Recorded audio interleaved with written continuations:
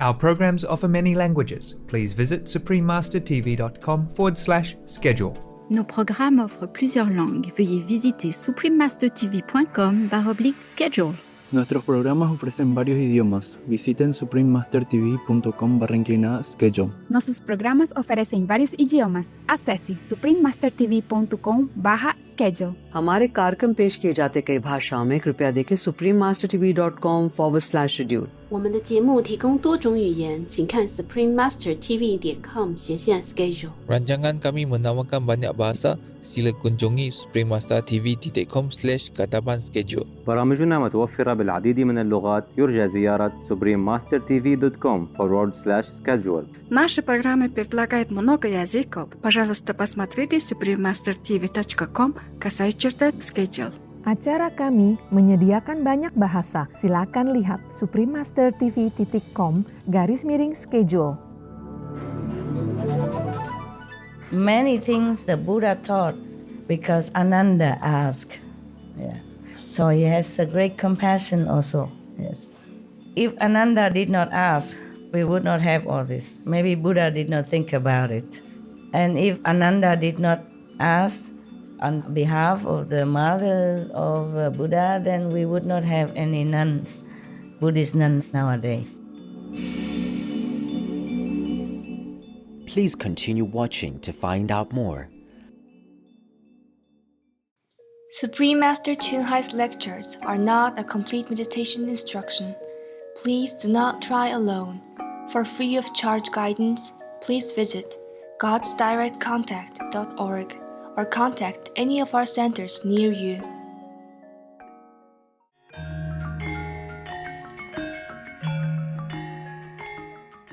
Today's episode will be presented in English with subtitles in Arabic, Al-Laxis, also known as Vietnamese, Chinese, Czech, English, French, German, Hindi, Hungarian, Indonesian, Japanese, Korean, Malay, Mongolian, Persian, Polish, Portuguese, Punjabi, Romanian, Russian, Spanish, Telugu, and Thai.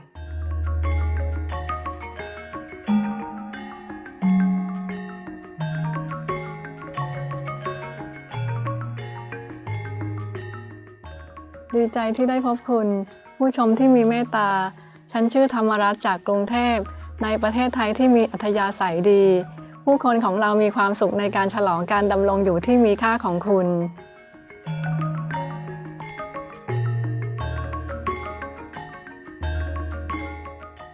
ประเทศไทยเป็นประเทศที่เต็มไปด้วยสิ่งมหัศจรรย์และความลึกลับบริเวณที่ราบสูงที่น่าหลงใหลในภาคเหนือได้รับพระพรด้วยบริเวณป่าอันบริสุทธิ์ที่ใหญ่โตและน้ำตกที่ดึงดูดใจขณะที่ทิวทัศน์ทะเลอันน่าทึ่งทางใต้มีหาดทรายที่ยืดออกไปไม่รู้จบ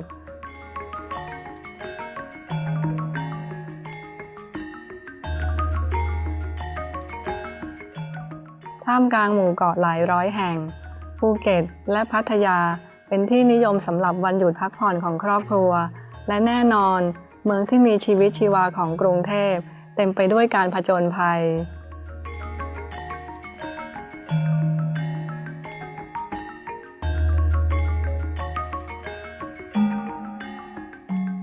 ประเทศไทยมีชื่อเสียงสำหรับความอุดมสมบูรณ์ของผลไม้เขตร้อนและเครื่องเทศหอมนอกจากนี้ยังเป็นผู้ส่งออกข้าวรายใหญ่ที่สุดของโลกที่ส่งออกมากกว่า11ล้านตันในปี 2018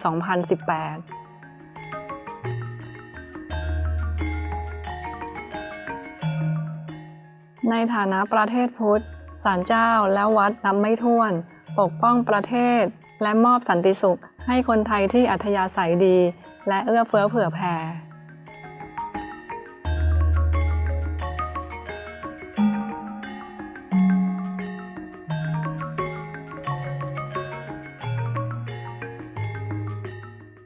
เรามีความสุขมากในการแนะนำประเทศไทยที่น่าอัศจรรย์ให้คุณอย่างสั้นๆผู้ชมที่ยอดเยี่ยมเราอธิษฐานให้สวรรค์ประทานความรักที่ไม่มีเงื่อนไขและความสุขที่ไร้ขอบเขตแด่คุณ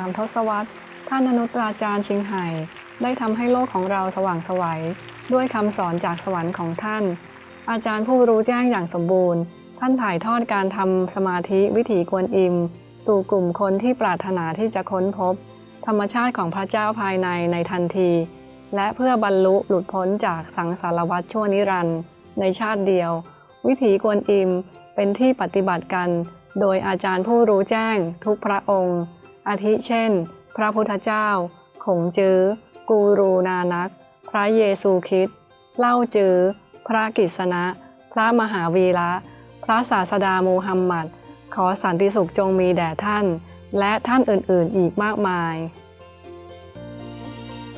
ท่านเน้นย้ำว่าถ้าเราจดจำพระเจ้าเสมอรับใช้ผู้อื่นอย่างไร้ตัวตนและทำตามกฎจักรวาลเราจะเข้าถึงศักยภาพสูงสุดของมนุษย์และจะเข้าใจจุดมุ่งหมายของเราบนโลกอย่างแท้จริงท่านอนุตตราจารย์ชิงไห่เป็นตัวอย่างพิเศษที่ยังคงอยู่ของความเมตตาท่านส่งความช่วยเหลือด้านวัตถุและการเงินและความรักอยู่เสมอให้กับผู้ลี้ภัยผู้ไร้บ้านเหยื่อภัยพิบัติทางธรรมชาติและงานบรรเทาทุกข์อื่นๆที่จำเป็นท่านอนุตตราจารย์ชิงไห่ได้ขอบคุณอย่างลึกซึ้งต่อพระเจ้าอันเป็นที่รักสำหรับความช่วยเหลือทางการเงินความสะดวกสบายและการสนับสนุนแก่ผู้ที่เดือดร้อนและจำเป็นและหรือเพื่อเหตุที่ดีใดๆมานานนับปีในฐานะเป็นเรือที่ต่ำต้อยสำหรับเฮียคำศัพท์เป็นกลางสำหรับ his her ความเมตตาและความรักต่อลูกๆที่มีค่าของพระองค์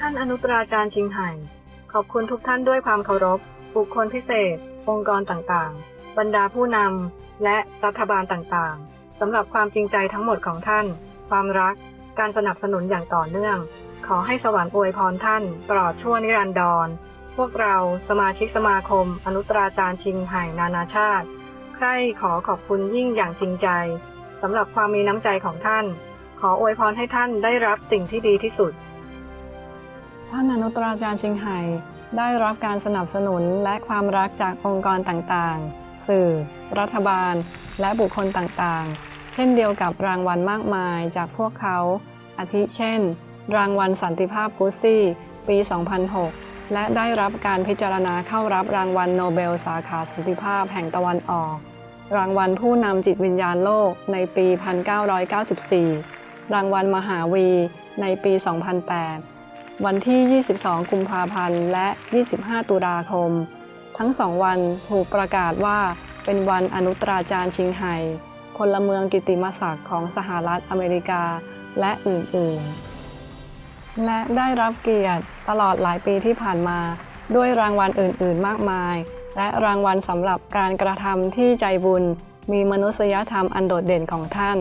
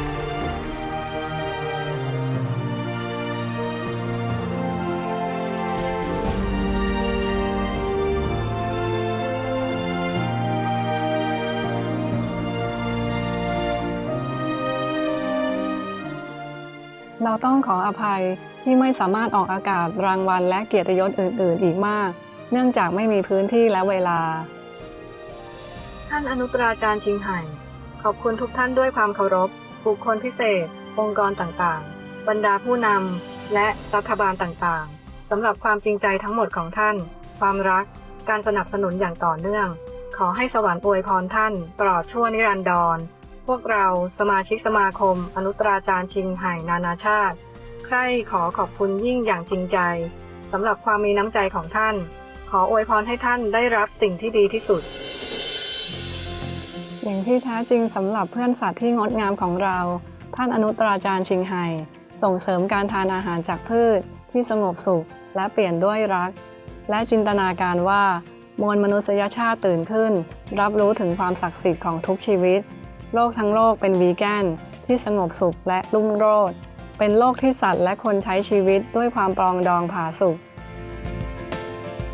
การริเริ่มเพื่อเผยแผ่แนวทางวีแกนของท่านมีหลากหลายรวมถึงการแจกใบปลิวทางเลือกใหม่ในการดำรงชีวิตภัตตาคารอาหารวีแกนนานาชาติ Loving Heart บริษัทผลิตภัณฑ์อาหารวีแกนผลิตภัณฑ์ขนสัตว์วีแกนโทรทัศน์ Supreme Master และการพูดคุยกับรัฐบาลและผู้นำสื่อที่มีอิทธิพลอยู่เป็นประจำและการเข้าร่วมการประชุมที่มีถ่ายทอดทางโทรทัศน์เรื่องอากาศเปลี่ยนแปลงและอื่นๆไม่ว่าเราจะรับรู้มันหรือไม่ความพยายามของท่านมีอิทธิพลอย่างมากต่อความตื่นตัวทั่วโลกเกี่ยวกับวิถีชีวิตที่เป็นมิตรกับสัตว์และหนทางแห่งเมตตานี้สามารถนำสันติสุขถาวรมาสู่ประเทศต่างๆในขณะที่ปกป้องโลกของเราจากการเปลี่ยนแปลงภูมิอากาศและภัยพิบัติท่านอนุตตราจารย์ชิงไห่ได้เดินทางทั่วโลกนานหลายปีตั้งแต่ทวีปอเมริกาถึงแอฟริกา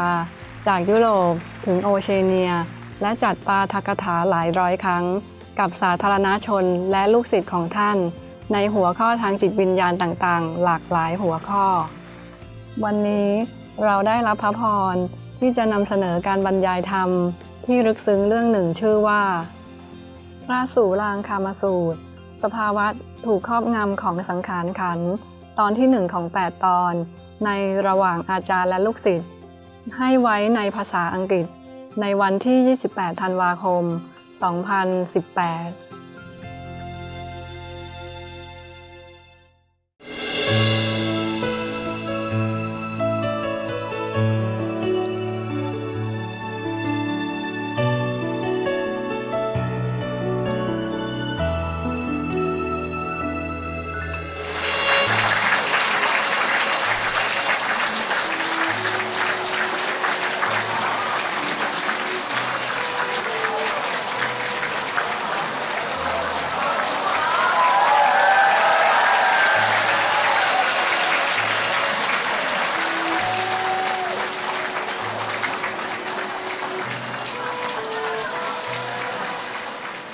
厨房呢？厨房人呢？哦 ，OK。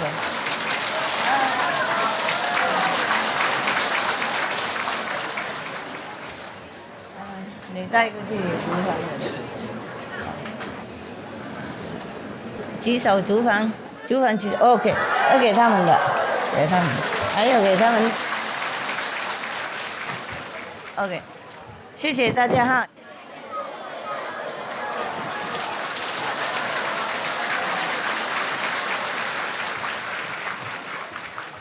我要谢谢你们而已 ，OK？ 我要你们，Thank you 啦。我本来要你们坐最前面那里嘛，我一进来就马上就自己丢给你们，放给你们，好玩嘛。然后他们说你们在这里，我认为在前面，结果也是在后面，对不起了啊。好，没关系。我心还是一样感恩大家主访人员 ，OK 哈 ，Thank you。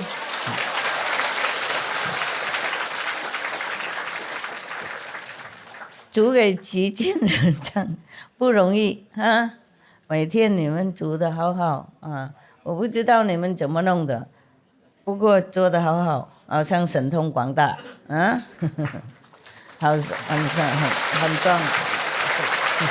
Thank you. 谢谢大家，辛苦，厨房人员是好像最辛苦的，懂不懂？哇，洗啊、擦啊、弄啊，就不停啊，不能停，多人嘛，不过大家都吃得饱吗？Yes? None of you hambre? No? Hungry? No? Okay.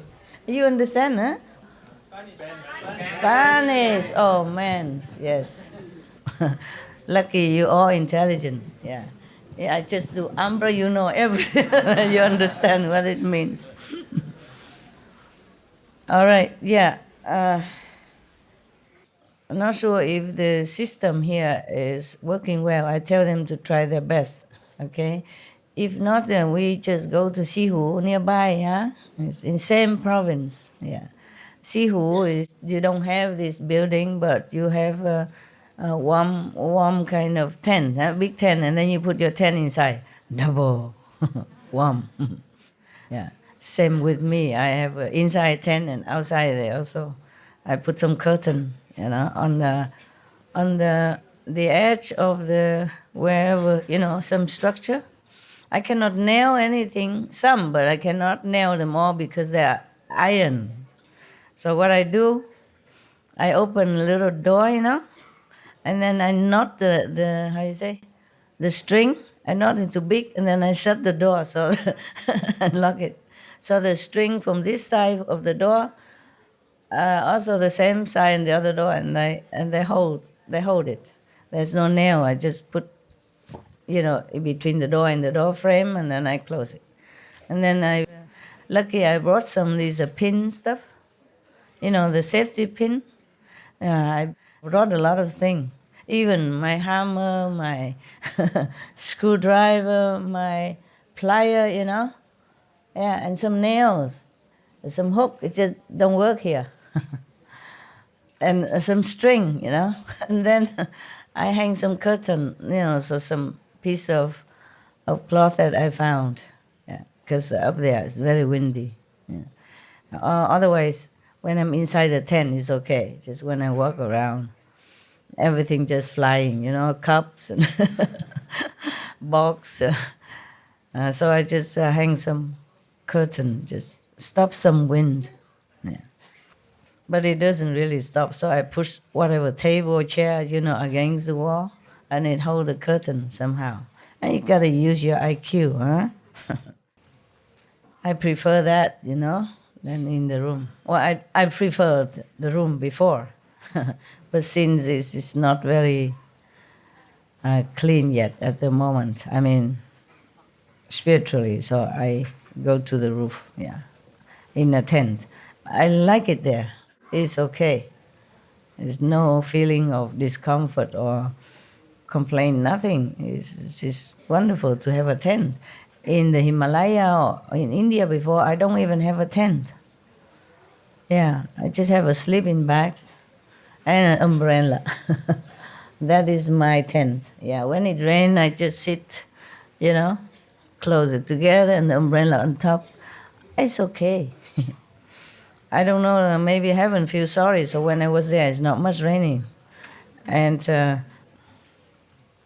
when I went to Kashmir, it's only like a mist, mist, and it's not much, so I put the umbrella where my face is and my head, and it's okay. Therefore, I feel the tent here is a heaven already, yeah? Even if I could afford a tent, I could not carry all that, all the way and walking. In the Himalaya trail, they don't have any car, only horses, and you probably have to order long in advance, yes. I don't see many horses either. And even if there are horses, I don't think I have a heart to sit on it, because some horses, they don't have shoes on their thing, and they're broken nails and all that. And the people who carry luggage also, as a laborer, they also don't have good shoes. Those plastic kind of flip-flops. A broken half already. Oh my God. I was complaining to God. I say, if these people, they're working for you, why don't I see any of your loving comfort in action? Why do they have to walk on the slippery ice with the half-broken flip-flop thing like that and carrying burden on their shoulders, you know? I went to the Himalaya, you know, the more I went up, the more I don't feel like, I was very rebellious at that time. I was thinking why God doesn't take care of them. Just like you, yeah? Everything we blame God. You know? We forgot the karma, yes. And then when I went on the way to the pilgrim road to Himalaya, to the Ganges source, you know? Gangotri, Gamuk, and all that. I met one monk, you know, Hindu monk. He sat on the roadside with just only one plastic sheet on top as a roof. Yeah, there's no wall. They just put like a bamboo pole or some wood pole in the middle, and then it's like that, nothing else. And then, but he has a fire in the middle, in his tent. And then I complained to him. I say, how come people went all the way from the plane far away and walking distance?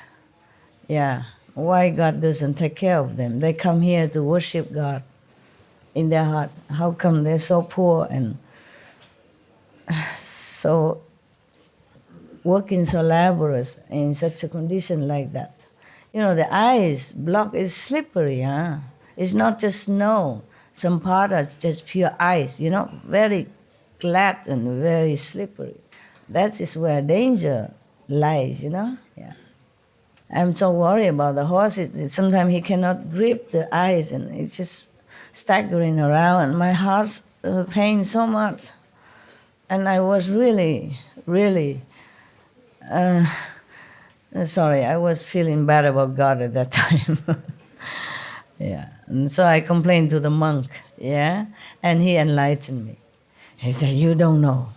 These people are special. He mean the laborer. Of course, the one who they carry on the back or the sitting on the horse, he don't mean those people. He mean the horses and the laborers who carry these bags. They are special gods. They came to help this pilgrim. Oh, he's so positive. I just have to say, oh, perhaps so. Maybe you're more enlightened than I am. Well, thank you. I feel better afterward. I apologize to God. I say, maybe I'm wrong. But it still pains me. Yeah. It still pains my heart. Whenever I see any suffering, no matter where and how and why, I always feel pain. Yes. It really gives me also physical heart pain, and not just talking about it, yeah? I'm just too sensitive for this world. I don't know how I survived all this time. And that was one of the reasons why I left home, yeah, because too many suffering on TV, yeah? And you can't just sit there and hold the husband's hands and watch all this news and feeling nothing. That's the way I was, yeah? And then finally it sank into your heart, and then you just don't want to enjoy that anymore. You just want to find something more substantial, more real, you know, in order. If you could not help anyone, at least you understand why the world is so suffering. At that time, I did not understand why. I want to know why and how we can avoid it, okay?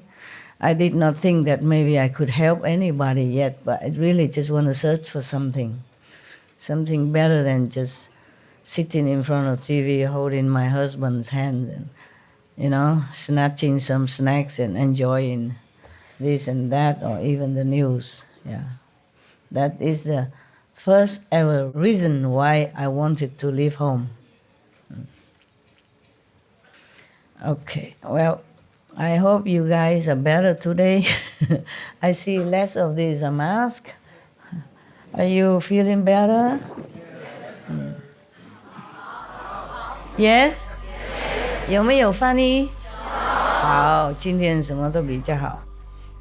We should really thank the past masters, monks and nuns and scholars who have take time to record the Buddha's teaching after the master's nirvana, and also for the past and present persons, lay or monks or nuns who have really dedicated themselves, sacrificed their time and precious health or under any difficult situation to translate this so that I can read it to you. And we have to thank them. And may they be blessed forever by all the Buddhas, past, present, and future. May their merit be immense. May they be liberated forever. Thank you.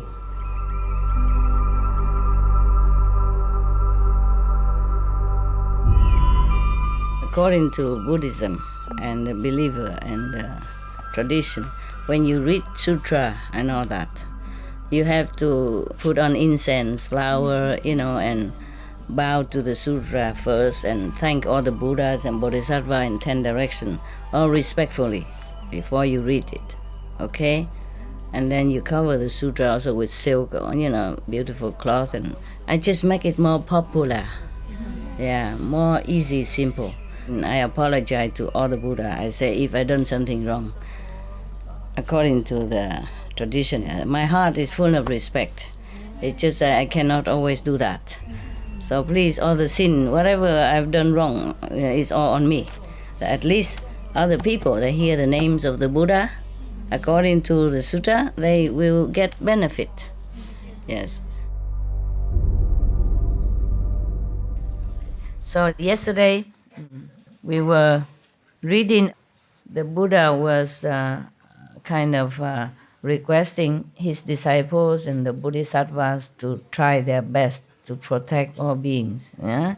Like he said, in the Dharma ending age, after my nirvana, all of you should pass on the Tathagata teachings so that all living beings can awaken to their meaning. Do not let the demons of the heavens have their way. Offer protection so that all can realize the unsurpassed way. It is like this.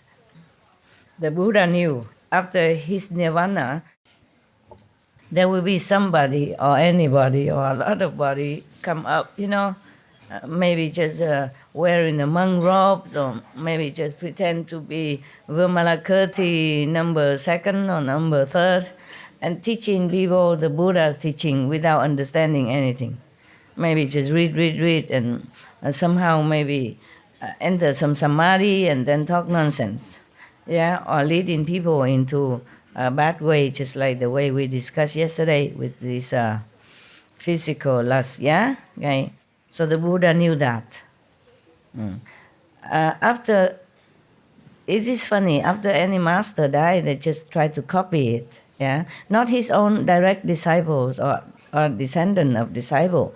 It's just that anybody, jump in and thinking, oh, it's easy to be a monk, just wear the yellow robe. Yeah, they don't know the monk true life is very, very ascetic. Yeah, take a lot of courage and discipline. Yeah, and you cannot just still eat meat, drink wine, and profess that you are a monk. Yeah, something like that. But the later generations, the descendants of the descendants of descendants, they didn't have no idea, no clue. And just as many other people outside in the world, they have ambitions, yeah? They want to be rich, they want to be famous, they want to be worshipped, things like that. So they just take up Buddha's teaching or Jesus' teaching, whatever teaching of the masters, and become that, and then blah, blah on, and then make trouble for people. Not only make trouble for themselves by creating bad karma, and they will go to hell, non-stop hell and forever hell, but they even mislead others to fall into these hells. The Buddha is so compassionate. He already foresee the future of harm that may be before other innocent beings, and he won't be there to help them.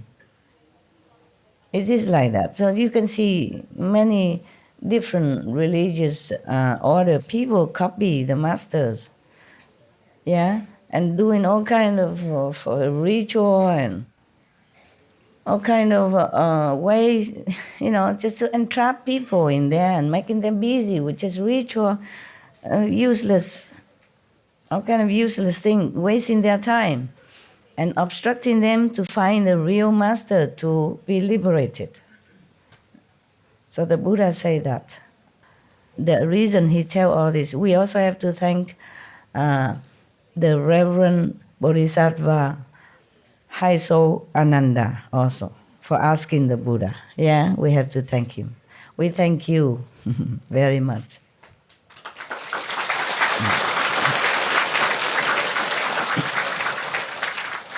Many things the Buddha taught because Ananda asked. Yeah. So he has a great compassion also. Yes. If Ananda did not ask, we would not have all this. Maybe Buddha did not think about it. Yeah. And if Ananda did not ask on behalf of the mothers of Buddha, then we would not have any nuns, Buddhist nuns nowadays. Yeah? Okay. Who knows, maybe one of the Buddha's nuns have become enlightened and continue teaching, a lot of other people there after Buddha's Nirvana or during Buddha Nirvana. Yeah, there were some nuns who were very enlightened and have helped some of other who come afterward to be enlightened as well. If there was not that nun who explained all her own life and her experience to the newcomer, there wouldn't be so many other nuns who come and practice and know the Buddha's way. So it's very good.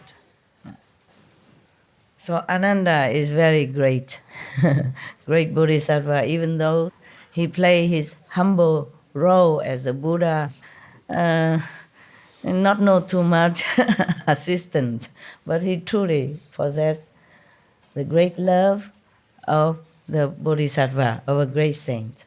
You should know, Buddha or Bodhisattva don't always appear great or sitting on a high chair to talk to people.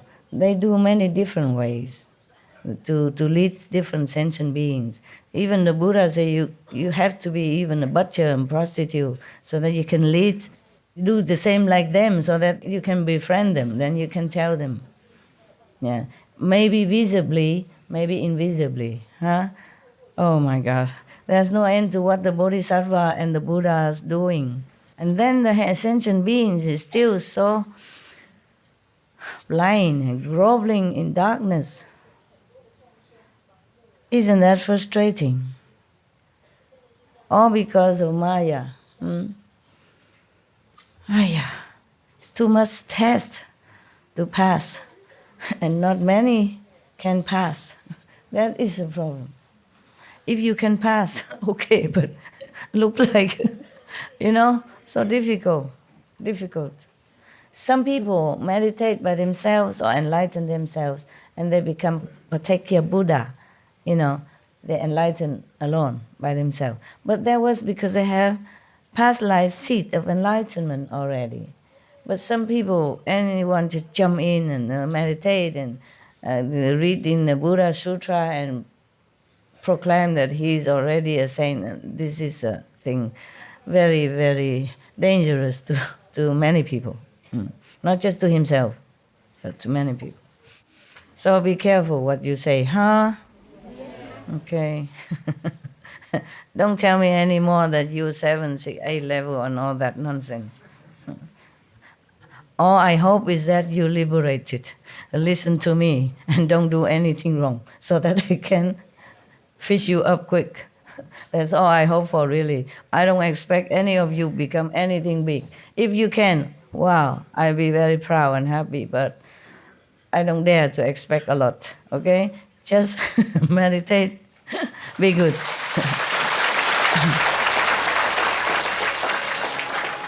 But who knows, you can be Buddha, Not that you cannot, just I don't dare to expect less that I will be very disappointed, and then boost your ego as well, and that is the thing I want to avoid. Okay, we continue now. Ananda, when the good person who is cultivating samadhi has put an end to the feelings skandha, I mean he knows already the emotion or this mental desire or ambition could cause trouble and make you see many things, feel many things. So he already stamped an end on it already, mean he's higher level already.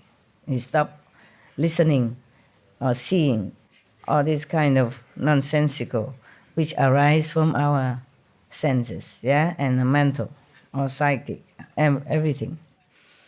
Then, although he has not achieved, still not achieved freedom. You know how many stages already we passed through? 16, 15 already, But he still not achieved freedom from outflows, mean he has not completely been 100% pure. His mind can leave his body the way a bird escapes from a cage, even though he has not been liberated. From within his ordinary body, he already has the potential for ascending through the Bodhisattva's 60 levels of sagehood. Wow. He attains the body produced by intent. Ananda, when the good person who is cultivating samadhi has put an end to the feeling skandha, even though he has not achieved freedom from outflows, mean he still has defects, mistakes. But his mind can leave his body the way a bird escapes from a cage, meaning he can always go in samadhi and leave his body. From within his ordinary body, he already has the potential for ascending through the Bodhisattva's 60 levels of sagehood. He attains the, quote, body produced by intent, end quote, and can roam freely without obstructions. This is like someone talking in his sleep, although he does not know he is doing it. His words are clear, and his voice and inflection are all in order.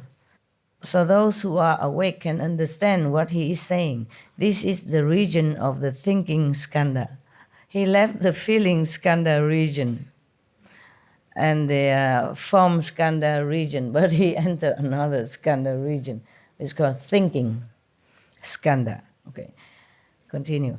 If he puts an end to his steering thoughts and rids himself of superfluous thinking, it is as if he has purged defilement from the enlightened, understanding mind. Then he is perfectly clear about the births and deaths of all categories of beings from beginning to end. This is the end of the thinking skandha.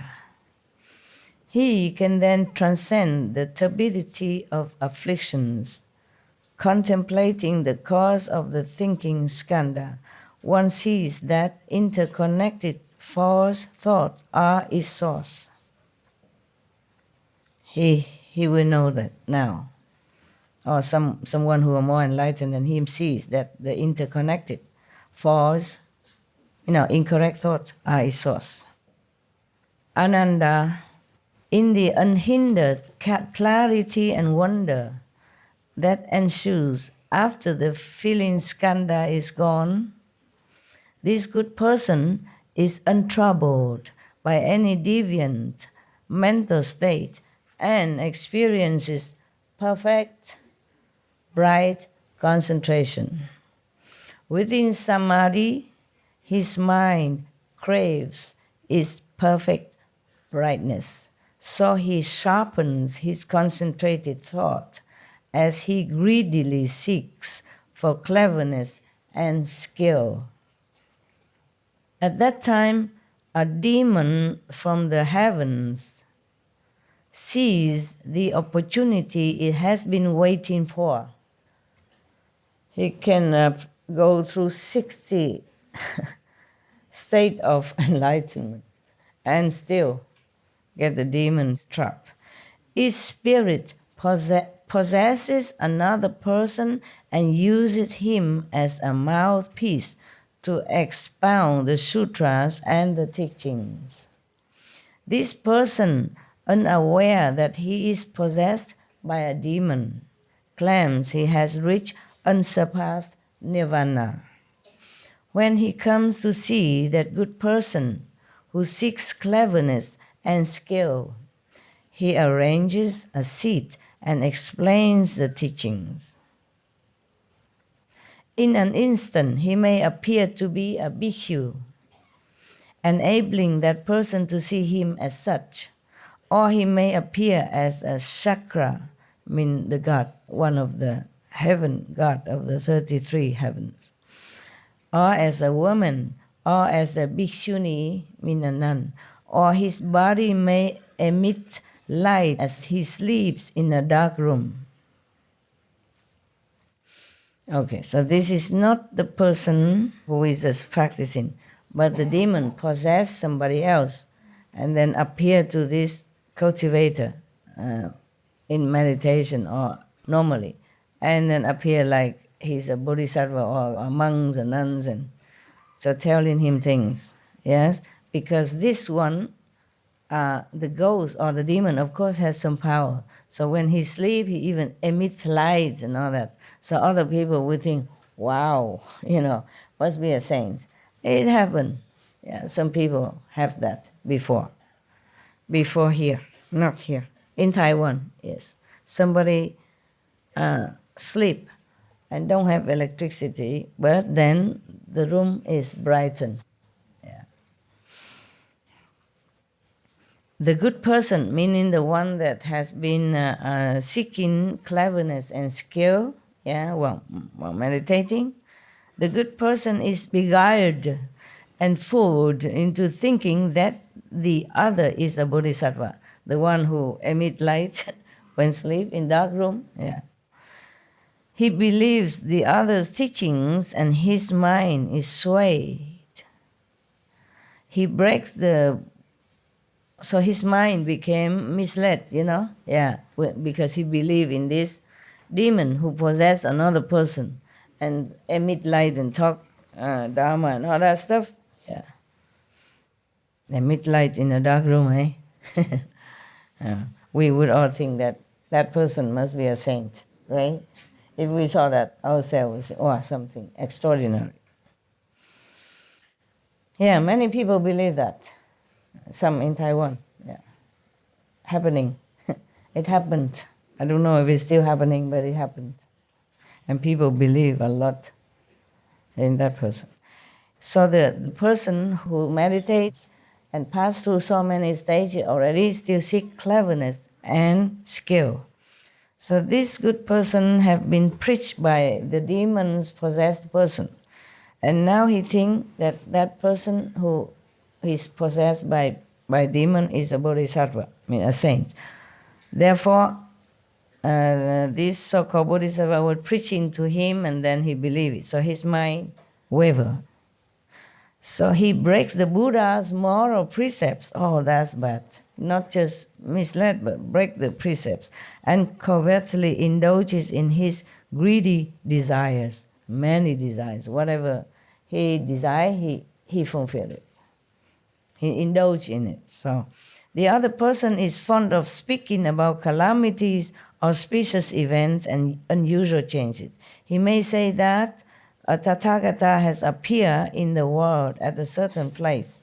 He may speak of catastrophic fires or wars, thus frightening people into squandering their family wealth without reason. This is a strange ghost that in its old age has become a demon. It disturbs and confuses the good person, but when it tires of doing so, it will leave the other person's body, then both the disciples and the teacher will get into trouble with the law. When the demon, possess another person, not the meditator, that seek cleverness and skill, But a demon possessed another person, okay, a third person. And then he came and teach this meditator who seek cleverness and skill.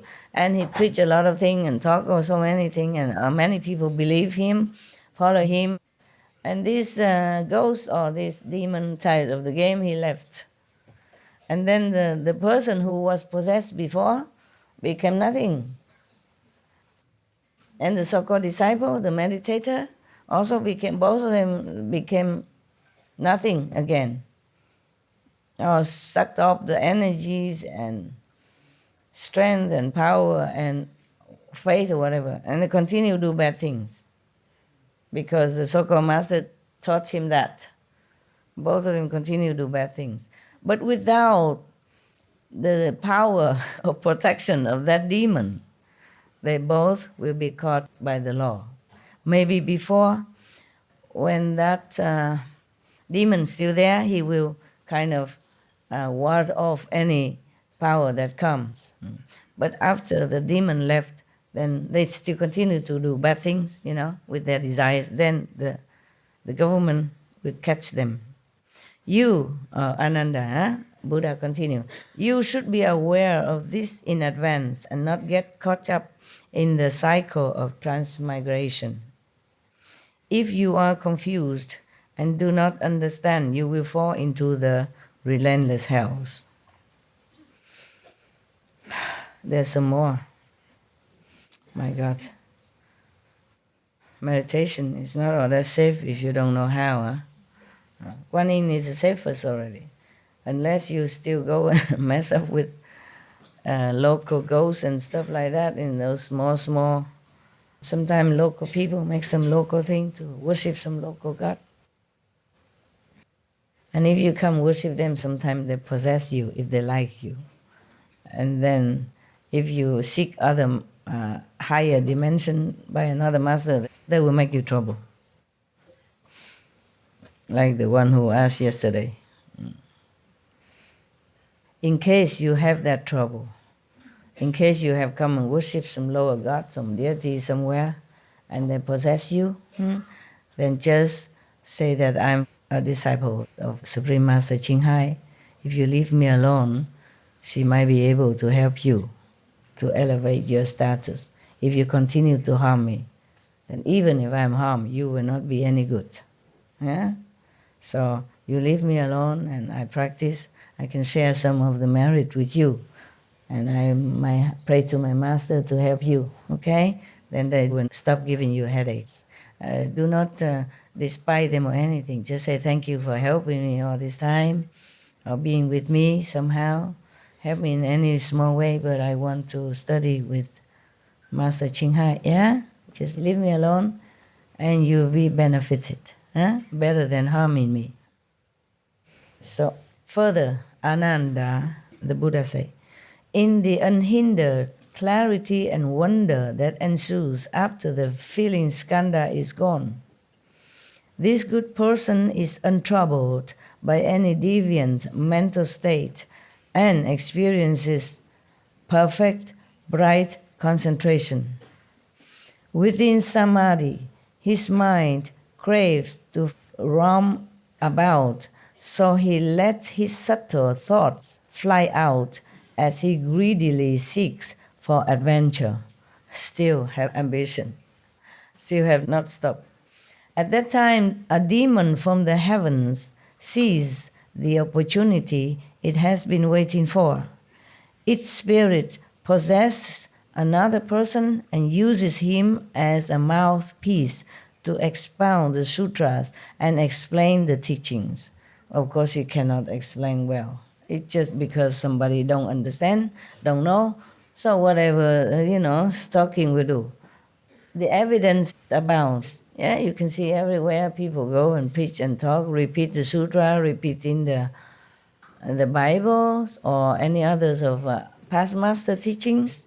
Even though they don't understand or they just explain nonsense, a lot of people come and follow, offering all kind of possession, money, and worshiping them. You can see it, all over the world.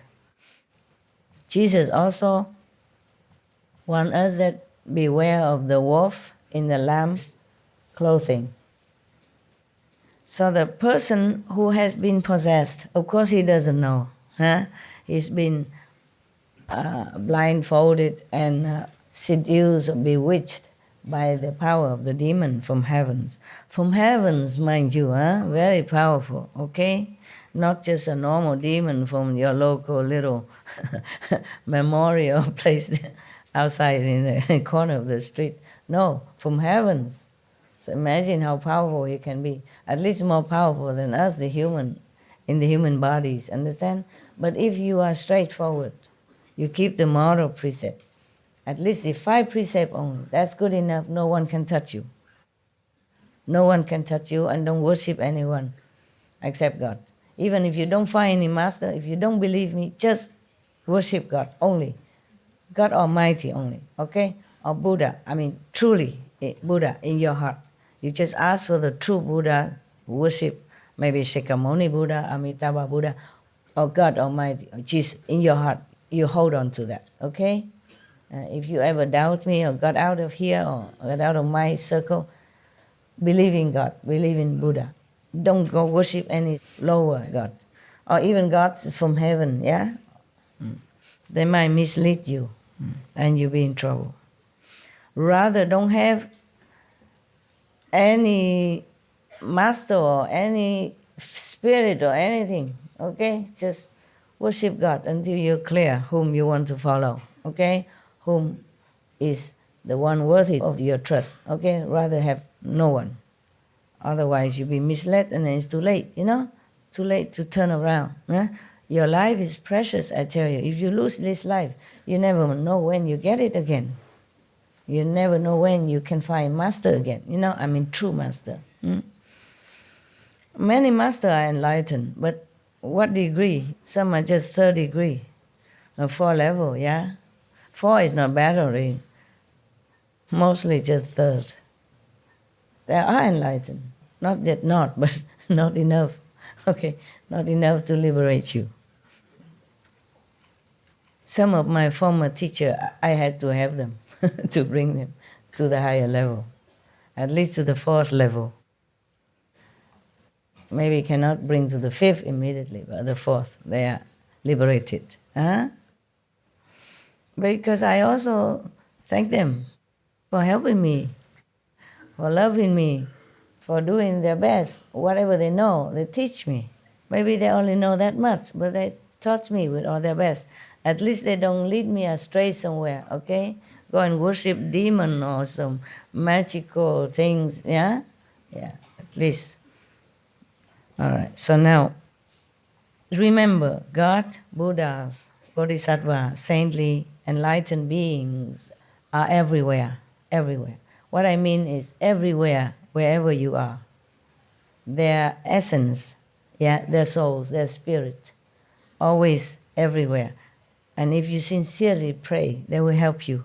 If you don't have any master, sincerely pray, mend your way, be vegan, keep the good moral conduct as you know it, from the church or from the Buddhist temple, from the Buddhas or from other religious precepts.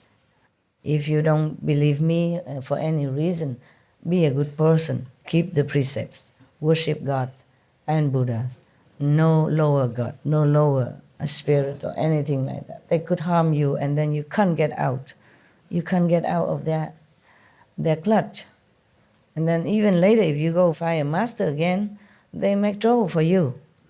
Yeah, they can. Because you were connected with them already and you worship them. And they control you already. And now you want to leave them? Oh, not that easy.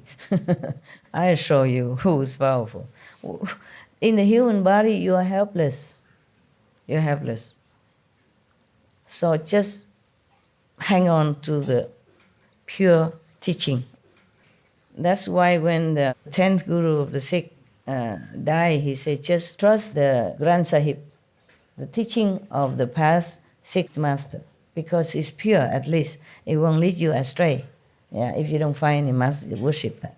Because at that time, he didn't see any master that on the planet. Or maybe he could not see. Maybe the master has not appeared as a master. Maybe just born or maybe just ready, but not officially, yeah? So he say worship the Granth Sahib. But that is for the direct descendants, okay? Direct disciples, and maybe descendants of the disciple, but not after that, huh? After that, you must find a master. The same reason why you found the 10 guru, Sikh guru or the Guru Ramdas or Guru Nanak in the first place. The same reason. You found this master, the same reason you continue to have to find another master, not rely on only teaching. But if you cannot find, then have to rely on the precept and the teaching, okay? Yeah. So continue, huh? This person still break the Buddha precepts and indulges in his greedy desires. The other person, meaning the one possessed, is fond of saying that Buddhas are appearing in the world. He claims that in a certain place, a certain person is actually a transformation body of a certain Buddha. Or he says that a certain person is such and such a Bodhisattva who has come to teach humankind. People who witness this are filled with admiration. Their wrong views multiply and their wisdom of modes is destroyed. It's terrible when somebody just talk like that, harming so many souls. This is a drought ghost that in its old age has become a demon. It disturbs and confuses the good person. But when it tires of doing so, it will leave the other person's body. Then both the disciples and the teacher will get into trouble with the law. Because they continue to do bad things, indulging in low desire, despite the moral conduct or despite the law. So, of course, after the demon left, they have no more power. Then the law will catch them at the end. Not just misleading people, but having trouble with the law as well. My God, I'm telling you, everybody's a victim, huh? Tell you. You should be aware of this, Ananda and his assembly. You should be aware of this in advance and not get caught up in the cycle of transmigration.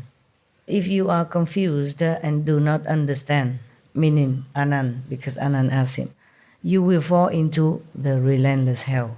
My God, the Buddha has a lot of energy, huh? He taught all this to Ananda. I don't know, we have to cut it into 3 days, 4 days, but he continued, I don't know how many days he teach Ananda in this. I'm not sure if he teach Ananda in the physical world or he teach in the astral realm, and then when Ananda come back, he wrote it down or tell people. How can a physical Buddha teach so much? Look here. And I cut some of the 20 pages mantra already. It's no use to you. You can't repeat all that. Okay? And still continue, huh? Maybe he just said, okay, let's take a rest and have lunch and go back tomorrow, no? Because he has to go out and take alms, no? It could be maybe in the rainy day, rainy retreat. The Buddha has time every day, all day, to teach them and not go out for alms. In the monsoon season, it rains a lot. The Buddha don't let the monks go out to beg for food. But at that time, he already had a lot of disciples, so they bring food and necessity to them instead. I guess that's what it is. Because it's raining and the monk has normally only one garment, and one blanket and one bowl. Or even two. But if you keep going out every day begging for food, your clothes will not be able to dry, right?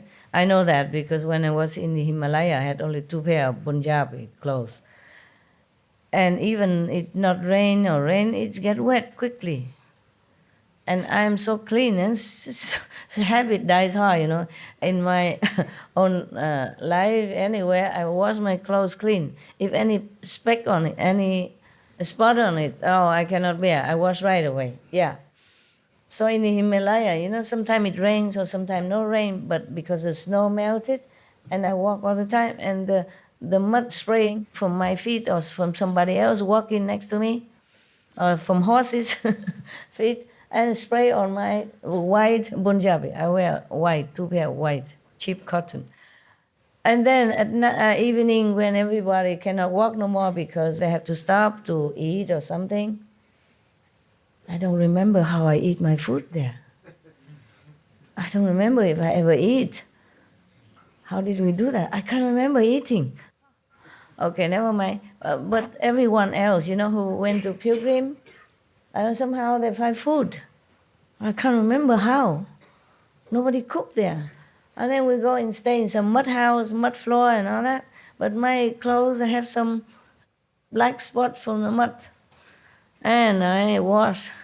And then it won't dry. And I wear another one. But that works only the first day, huh? The second, the third day, the clothes always wet. And I just wear it. I wear it wet. It's not like dripping because I hang behind the fire. The fire they pay for, I didn't pay, so I hang behind people. And it somehow not dripping wet. It's just still wet. And I just wear it. And after you walk for a while, it just dry by itself. Yeah. Maybe that's why the Indian wanted to marry me. He think I'm some sort of big shot. Magical power, tough, superwoman or something. I wasn't. I was just blind. Blind from anything around me, except want to know the truth. Blind, really blind, and my mind blank, I think. Yeah. In Germany, if you're a wife of a doctor, you're somebody, not too bad. I left that kind of life and walking alone like that. 2 pair of clothes and wearing wet and then dry it by no time. So they think maybe I have too much heat even. Like the solar plexus heat that can dry the body. The Himalaya monks or yogis, they can do that. They dry their clothes with the heat of their body. They don't have tumble dry or clothes dry, nothing like us. And they don't have that many clothes. So they just have to learn to dry themselves by their own body heat. I guess maybe they rub off some of this magical power on me. I didn't learn any of that. I just have no choice. When you have no choice, maybe you have magical power to dry your clothes. The cotton is not so thick. So if I wear for a while, it becomes dry. Very convenient. How cheap you can live there, Nowadays, you have to pay for detergent, for washing machine, for tumble dry, for dryer, and all that. But I have to pay a lot, and I have to clean it now and then. Yeah. I don't know if the civilized life is better than the life in that Himalaya, the life that I lived. I'm not sure which life is better. I don't know which life is more comfortable, more convenient. But it's not like all that romantic.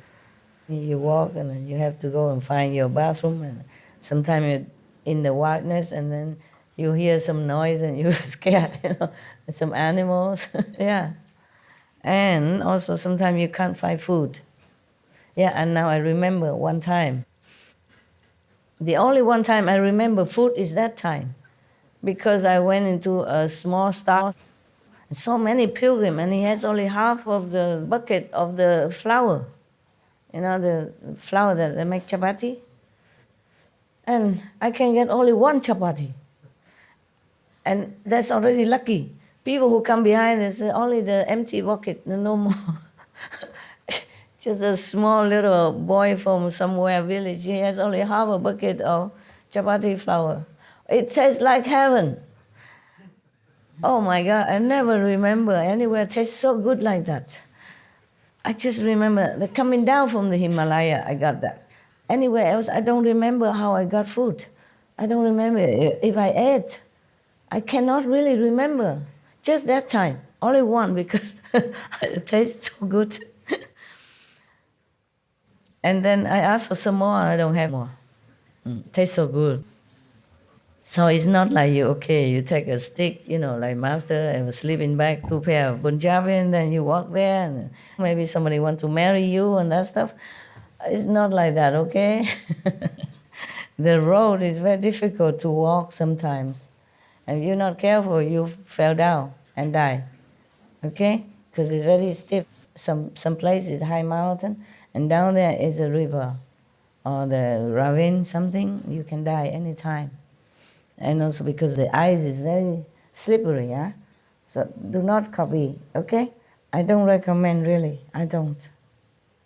I don't know if you can last even a few days because of the austerity of the situation, yeah? Not to talk about falling on the cliff or anything like that. I don't recommend, okay? It is very romantic to hear about it. And look easy and it sounds easy, it's not. So if you go there, don't say that master encouraged you or because the master advised. No, I don't advise. Okay? I went there, I bring this gift to you, you have it in your bedroom even. Don't go anywhere. Don't go in the Himalaya, it's very dangerous. Dangerous.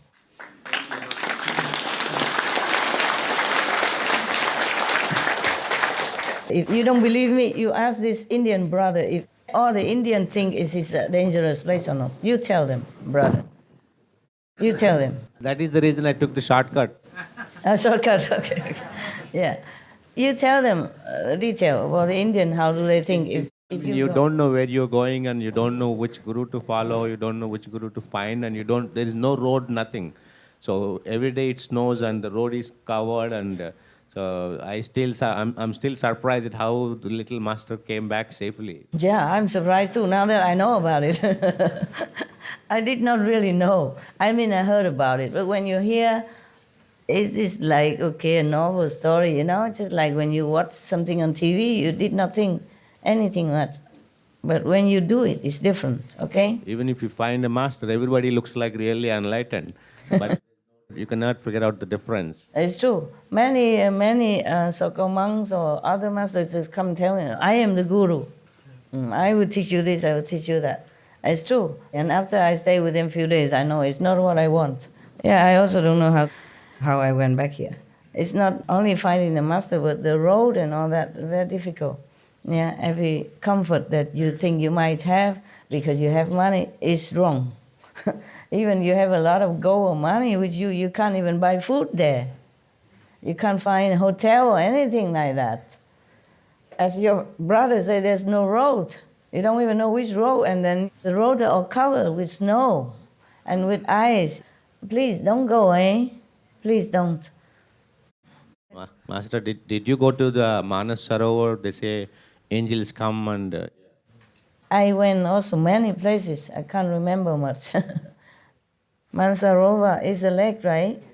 It's where you bathe and you have immortality. Yeah? It's Heaven's Lake, and in the night, and angels come down. And did you go there? No, I cannot dare.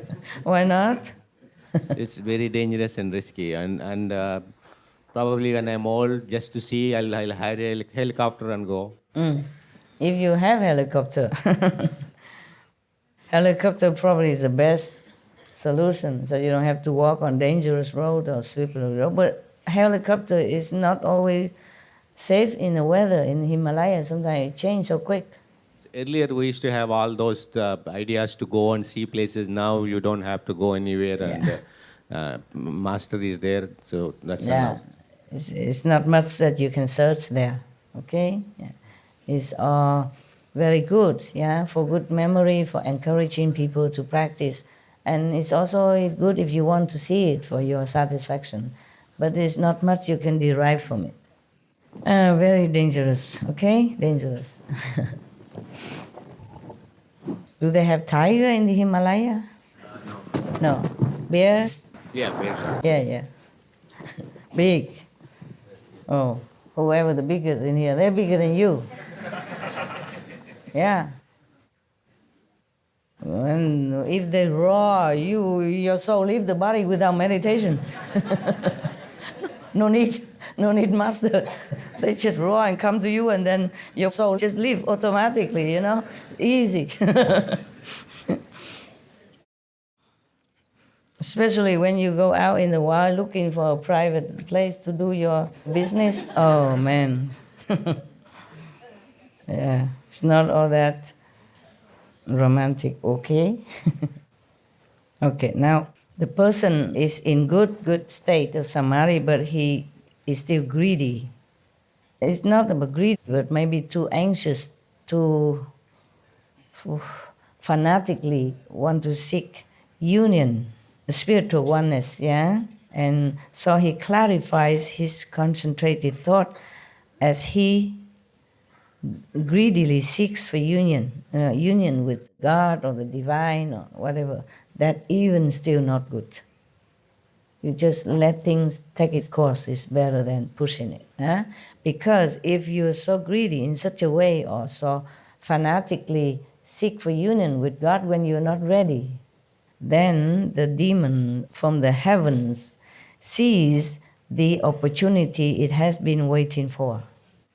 Its spirits possess another person and use him as mouthpiece to come to you and explaining, you follow me, you will go union with God, etc., etc. Same like if any master would tell you. This person, unaware that he is actually possessed by a demon, this is the third person, yeah, not the meditator, claims that he has reached unsurpassed nirvana. When he comes to see that good person who seeks union, he arranges a seat and explains the teaching to him.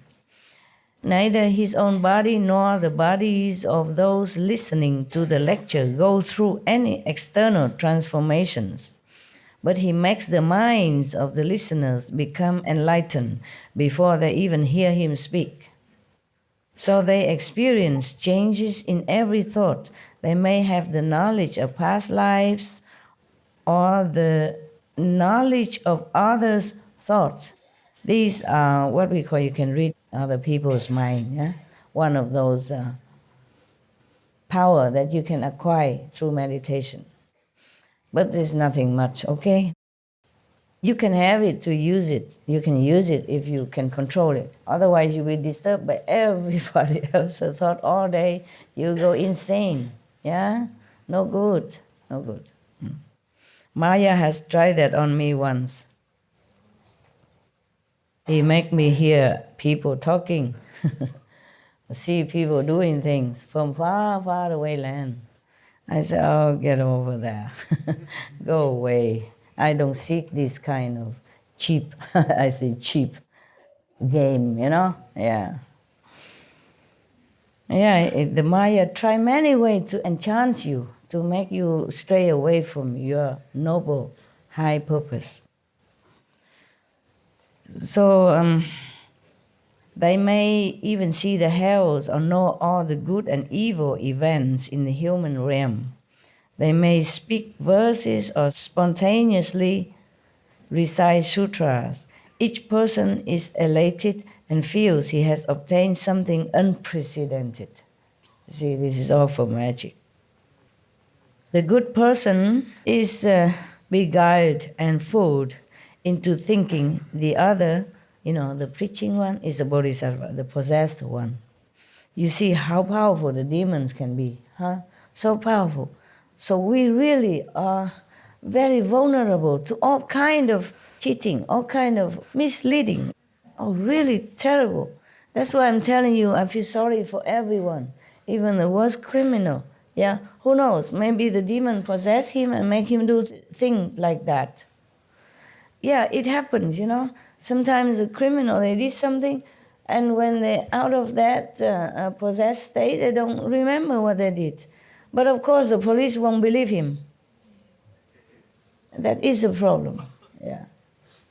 I feel really sorry. I feel all the beings on this planet are all victims of some sort, of some influence, either by other beings, by other humans, or by demons. That's why I'm really sorry for them. If I could die 10,000 million times so that everyone can be relieved, I would immediately do it without second thought. Because I feel so slow. Whatever master come and go, the beings are still suffering in darkness.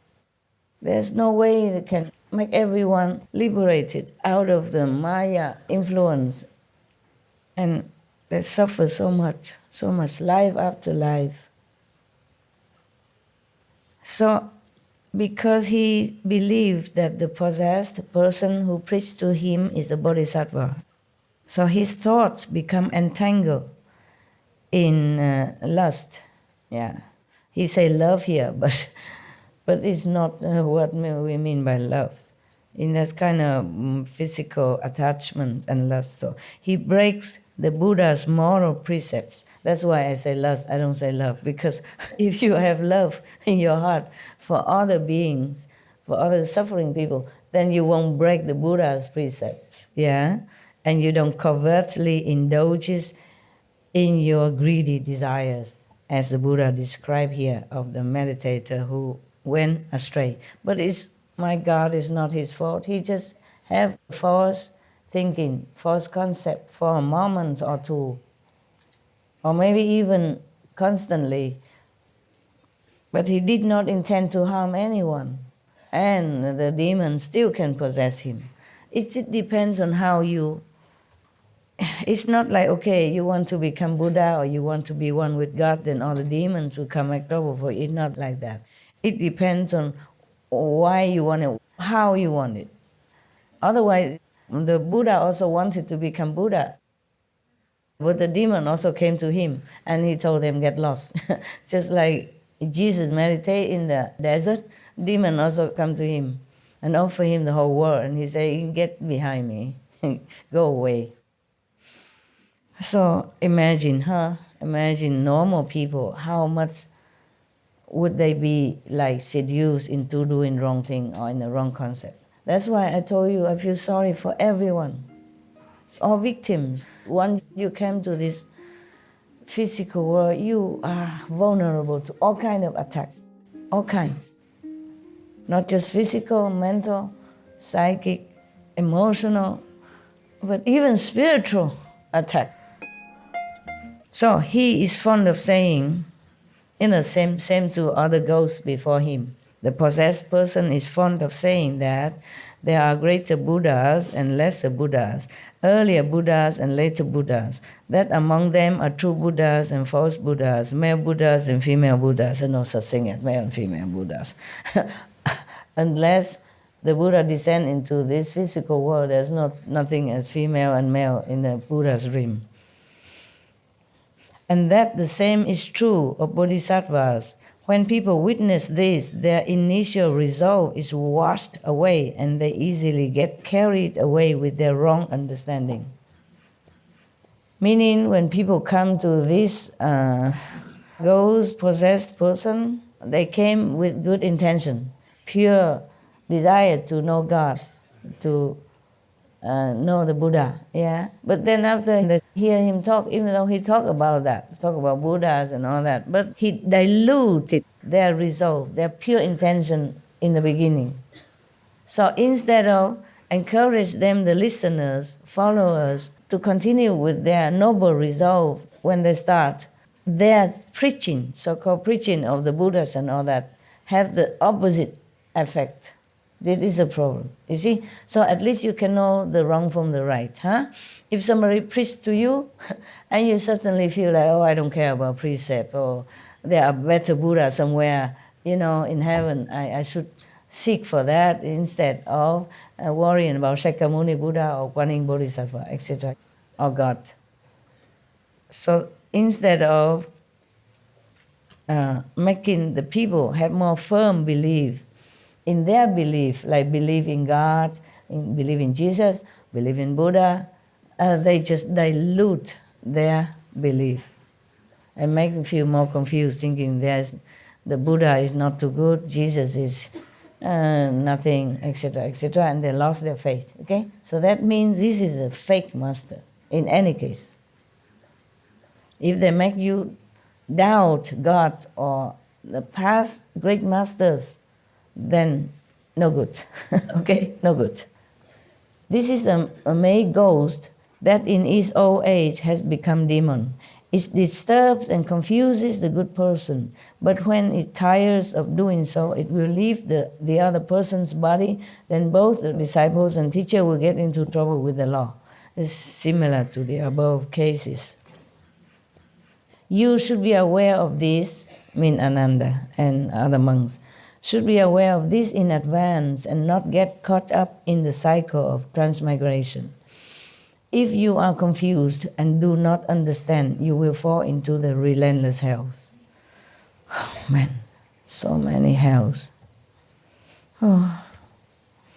Further, in the unhindered clarity and wonder that ensues after the feeling skandha is gone, meaning after the feeling skandha disappear from this practitioner, there could be many states like this happening to him, because at that time his mind is very clear, is on a high level of elevation of enlightenment. But this and that could happen to him due to his mind still not clean, still have ambition, still have desire. Yeah. Sorry, I forgot to drink tea. I don't have any tea in my house. I wanted to have one. They give me so many teas. Not that they don't give, it's just sleeping tea, relaxing tea, night tea, calm night, no worry tea. Oh, yeah. And then, of course, if I drink that, I say, okay, all of you, take care of yourself. You have no problem. Yeah. And the CP do what they want, okay, too. Yeah. Be happy, no worry, go lucky, right? I want to find the tea that keeps me awake a little while. I normally don't drink tea or coffee, very rarely, yeah? Except when I was in India, I was constantly hungry. So mostly the tea is always available, you know? And then you can dip some, what is that then? Huh? Tea what? Tea biscuits? No, I don't even have biscuits. You're lucky. Yeah. I have some instant noodle. No, instant noodle. I soak in it. And then, you know, it calms the stomach. No need calm tea. The instant noodle in that tea, even black tea, calm my stomach right away. Oh, man. I'm coming here to work and they give me only this calm tea, relaxing tea, good night tea, night tea, no worry tea. Oh man, you see my cupboard full of these kind of teas. I dig them all out, it's all the same. Upstairs same, downstairs same. They think I come here just to sleep. Huh? My God. You guys, I mean, some of you or I mean whoever that was, truly are in a very big dreamy state of samadhi. I think the master life is so smooth. All she does is just drinking tea and go sleep. Yeah. Therefore, there's so many of this kind of tea. It's a different names, but same effect, you know? Calming, sleeping, dreaming. Sweet dream tea, you know? You really had no idea how I have to work, do you? Wake up, please. Uh-huh. I have the masala chai in my bag, master. I have it, darling. I have, sweetheart. They also give me, loving note masala chai and this ready-made instant coffee, yeah? With milk and all that. But it's too sweet. For me, I can't take it. Too much sweet, sometimes it give you heart acid, heartburn or something. I drink that, and if I eat something that is not compatible with it, I had not too many choices, they cook for me. Here, I have no choice. And then I might have heart problem. Normally, I don't like sweet too much, except when I was in India because I was so hungry. When I finish working, I come out, no food left, only a lot of dishes, and I start washing. That also calm your hunger. You forget, for a while. And then in India, I always crave for sweet. Oh, would be lovely to have some of these, sweeter than sweet, the Indian sweet. Because the weather is hot. Yeah, oh, so many. Indian sweet is sweetest in the whole world. Sweeter than sugar, sweeter than sweet, yeah. Very sweet. And normally I don't like it. In India, I long to have some. Don't have. If we order them, they'll ship it in 24 hours, Master. I know, thank you, my lord. You were not there, yeah. I were nobody. Even you were there, you won't find me anywhere. I'm just one of the crowd, yeah, who works for the master of that ashram but has no pay, no food. even work for food is not the norm there. They forgot me, yeah. They eat everything and they left all the dirty dishes. And one time, I went into the kitchen, you know, because I saw the dishes from outside, from the door. I went in to try to wash the dishes, mountains. You know. All the disciples ate and followed the master, the guru. And I am left alone, you know. I just finished office work. I go out, see the dishes. I went in the kitchen to work. And then after some time, I saw the master coming. He probably saw me come in the kitchen. Why long time I did not come out? What am I doing in there? There's nothing in there to eat. Not even raw food, raw potato, raw flour, nothing. After they cooked, they moved it out. You understand? Or maybe they cooked somewhere else. I don't know. Empty. And the master just saw it and then passed by. Don't say nothing. I also don't say anything. I'm too busy washing up. Yeah, it's just karma, okay? It's not the Indian people. They're very hospitable. Huh? Everywhere you go, they offer what they have. Huh? I experienced that when I walk around alone in the Indian country. They all greet me with, happiness and hospitality. And I wasn't wearing monk robe or anything, not all the time. Only when some Indian tried to flirt with me because I was alone, then I begin to wear the monk robe to ward them off. Yeah. In Pune, we saw Master is wearing a sari. Yeah. I was invited there. I didn't know where Pune and what they're doing. I was invited. I thought came in there to talk. And then when I went there, just doing nothing much, just listen to their music. And then I had something I had to leave. Yeah. I wear sari, not just there, in America I also wear sometimes. Yeah. Why you tell me that? No, we saw the videos, Master. Okay. I wear all kind of things, don't you know? My wife is Indian and she saw Master wearing sari, she felt happy. Of course, yes. And that's why I wear it, to make your wife happy. And many other wives happy. What do you think why I wear it?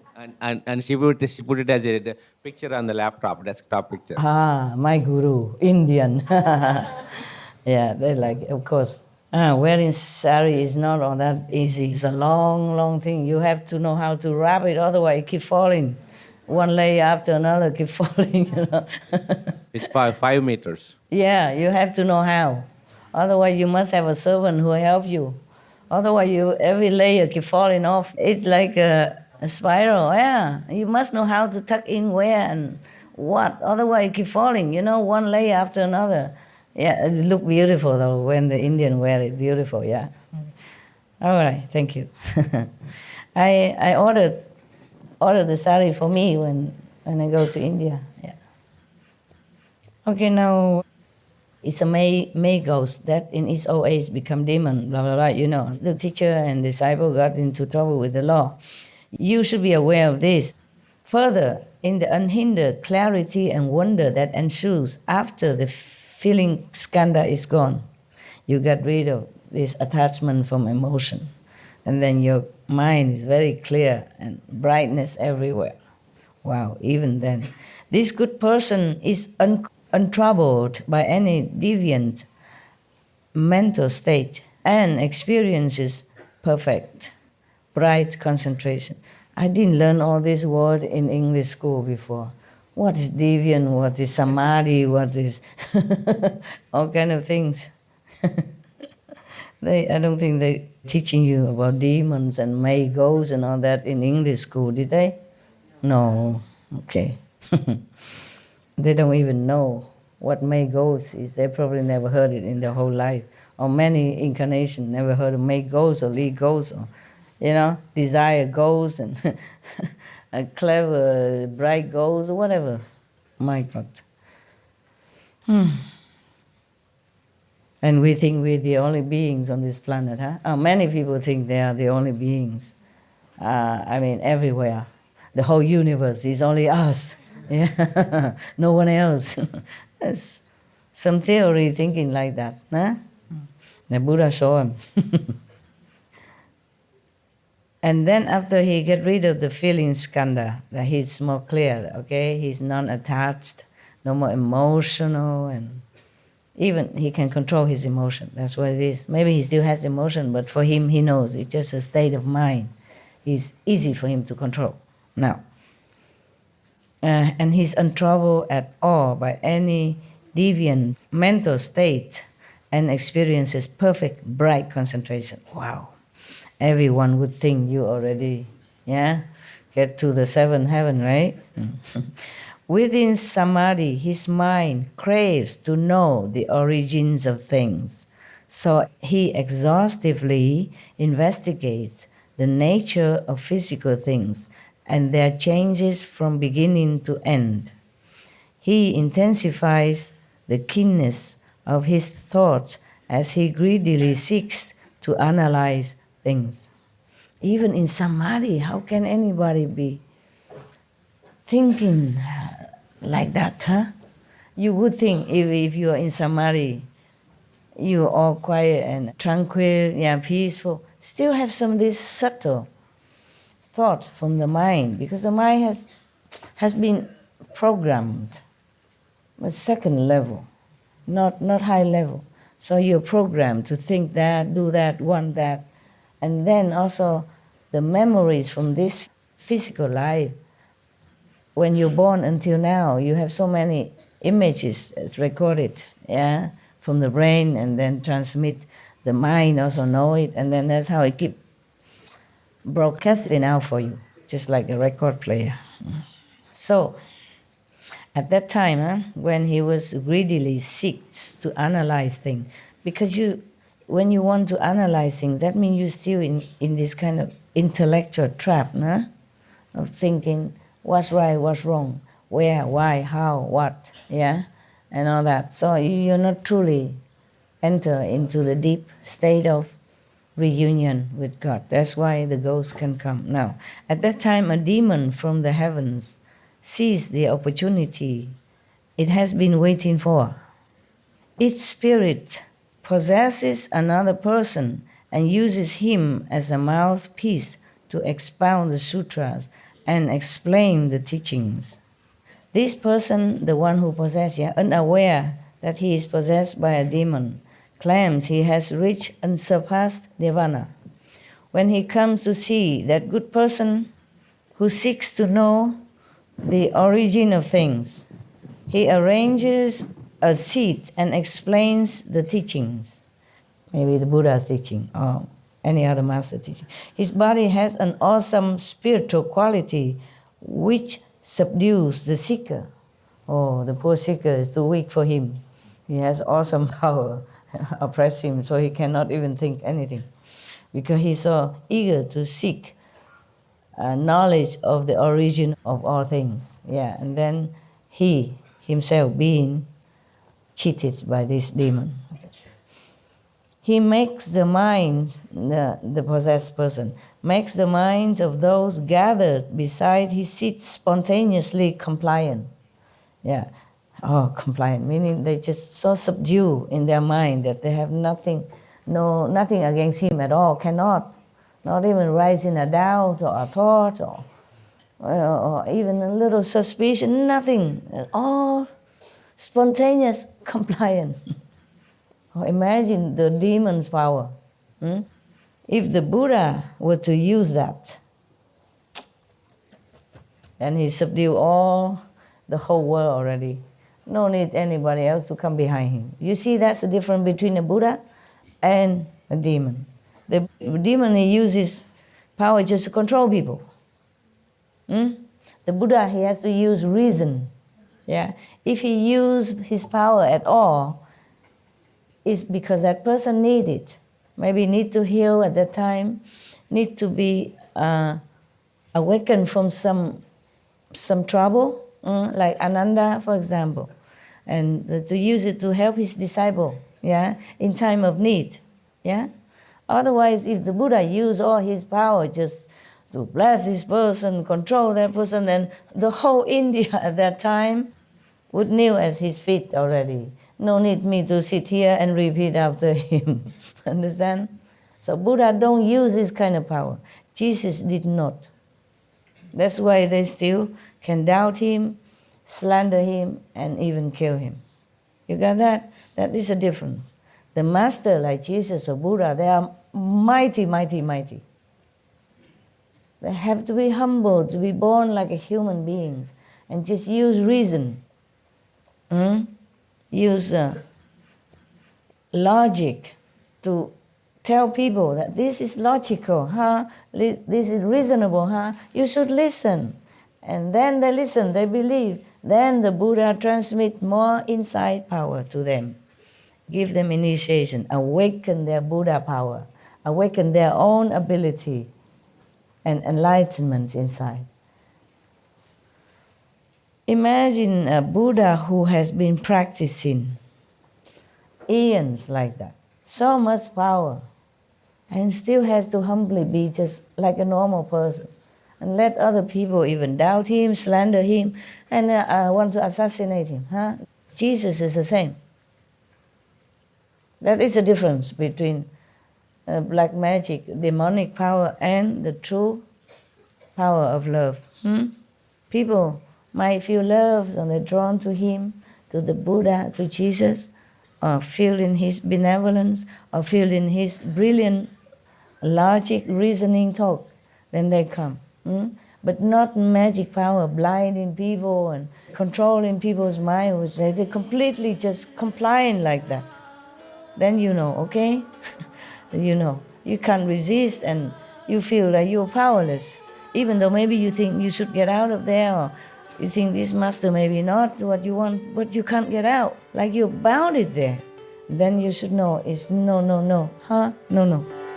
So these people who gather around this practitioner, listening to the demon-possessed person, feel helplessly subdued, just like that, sitting there, can't even think or doing anything anymore.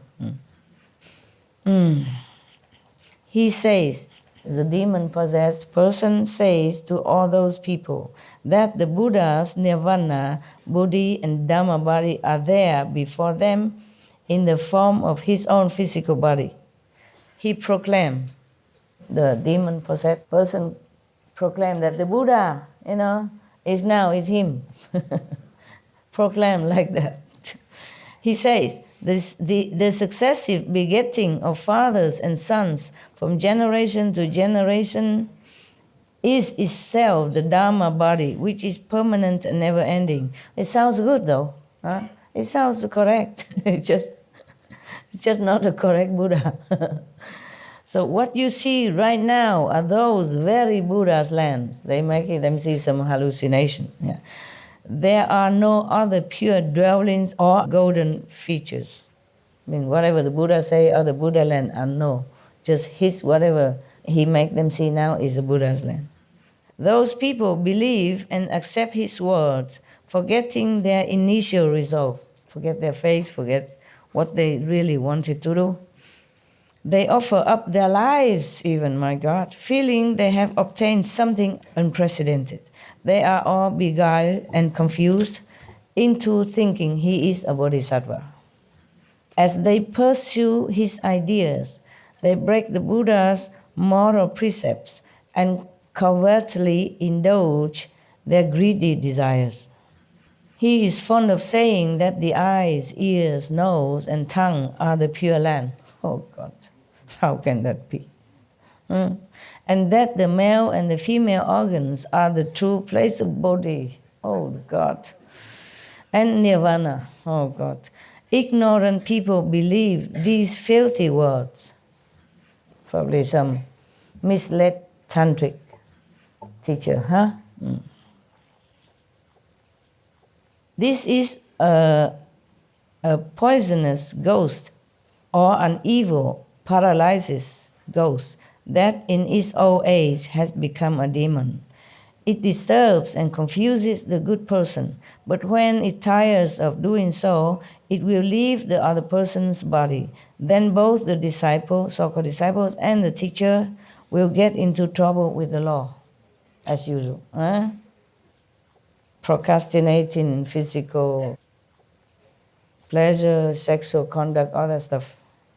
My God. But a lot of people believe it. You know, evidence told you, yeah, right?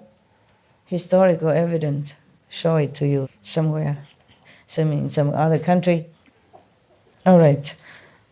The Buddha say that, you know, they get into trouble with the law. And then the Buddha say, you should be aware of this in advance and not get caught up in the cycle of transmigration. If you are confused and do not understand, you will fall into the relentless hell. Further, in this unhindered clarity even and wonder that ensues after the feeling skandha is gone, this good person is untroubled by any deviant mental state and experiences perfect, bright concentration. Wow. We would think that's the end, huh? Perfect, bright concentration. And within the samadhi even, his mind craves revelations from afar. So he pours all his energy into this intense investigation as he greedily seeks for imperceptible spiritual responses. Oh man, just that even. And can be cheated by demons. At that time, a demon from the heavens sees the opportunity it has been waiting for. Its spirit possesses another person and uses him as a mouthpiece to expound the sutra and the teaching. And this person, of course, doesn't know he's possessed and claims he has reached unsurpassed nirvana, just the same like the other ghosts. And he comes to see that good person and the one who seeks revelation of spiritual attainment, of heavens and all that. I did not seek, it just comes, okay? Nobody come to me possessed and preach to me about the nirvana and stuff like that. No, this is not the case. It's different, okay? It's been revealed by higher vision, okay? It's not like any person come with possessive power and then tell me this and that. And then I see this and that. It's not like that. Nobody, just me. And I did not seek. I did not even know that there are some more things to seek. I'm too busy with you guys. Thank you. You rescue me because of that. Too busy. Too busy to seek anything else. Oh, sign document. Correct the show. Correct the script. Oh, dog. Okay, I'm coming. Attendant sick. Dentist. Doctor. Coming. Okay. Can I eat something first? It's good that you're busy, okay? So it's not that if you go in the mountain and sit all the time, then you get into a Buddha's land. Maybe not. Maybe the work is good for you. Keep you too busy to even thinking, I want to seek something. Spiritual revelation or skills or knowledge like this practitioner, okay? Truly, when you're so busy, every waking minute of your life, you would not be able to think about anything. Truly not. And if you have to work while you're eating as well, then maybe it's even less, you concentrate on the food. too hungry, yeah? Or maybe half on the food, half on your documents. Then at least your mind is all in the good things. Not too idle to think of any other greedy stuff, whether domestic or heavenly. Yeah. That's why in the West we have a saying, an idle mind is a devil's workshop. It is like that, yeah, mind you. So be busy. No thinking of boyfriend in your samadhi. Or girlfriend. No. Yeah. And then he briefly appears, the demon-possessed person briefly appears to his listeners in a body that looks 100 or 1,000 years old. He just use a magic to do that. They experience a defiling love for him. Defiling attachment is better than love. I don't know why the Buddha used the word love here. Maybe the translator. I think in the old time we don't have so much vocabulary, to express differently, yeah? So everybody nowadays also even they just say, I love you, In fact, actually, just want to go to bed with you, something like that, yeah. Well, not all, of course, okay, huh? Not all, but our enemies coming back and love each other, so much love, yeah. So they experience a defiling desire, okay, or attachment or lust for him and cannot bear to part with him. It's similar to the love they have for the master, eh? When the Buddha was alive, the disciple also want to be with him all the time, yeah? And always come to see him. And when Jesus was alive, people also hang around him, yeah? It's so similar that you could not even tell. Don't you see how poor people are? How pitiful our beings are, eh? Yeah. They don't even know anything. And these guys come from nowhere and then defy them like that and cheat them like that. It's not fair. I tell you, that's why I hate Maya. I say I look down upon you. I have no word to describe how much my heart despises you. I have no words. Just get out of my sight. Sometimes you come and blah, blah. So get out of my sight. I feel repulsive when I see you. Yeah. When I think of whatever you do to other people, you better stay away from me. So we are not the same type. We're not the same kind. Okay, so they cannot bear to part with him even. So they personally act as his servants, tirelessly making the 4 kinds of offering to him. Each member of the assembly believes that this, possessed person is his former teacher, his original good and wise advisor even. They give rise to love for his teachings and stick to him as if glue. Glue. Feeling they have obtained something unprecedented, like the other mentioned before. The good person is beguiled and fooled into thinking the other is a bodhisattva. Attracted to the other's thinking, he breaks the Buddha's moral precepts and covertly indulges his greedy desires, like other things.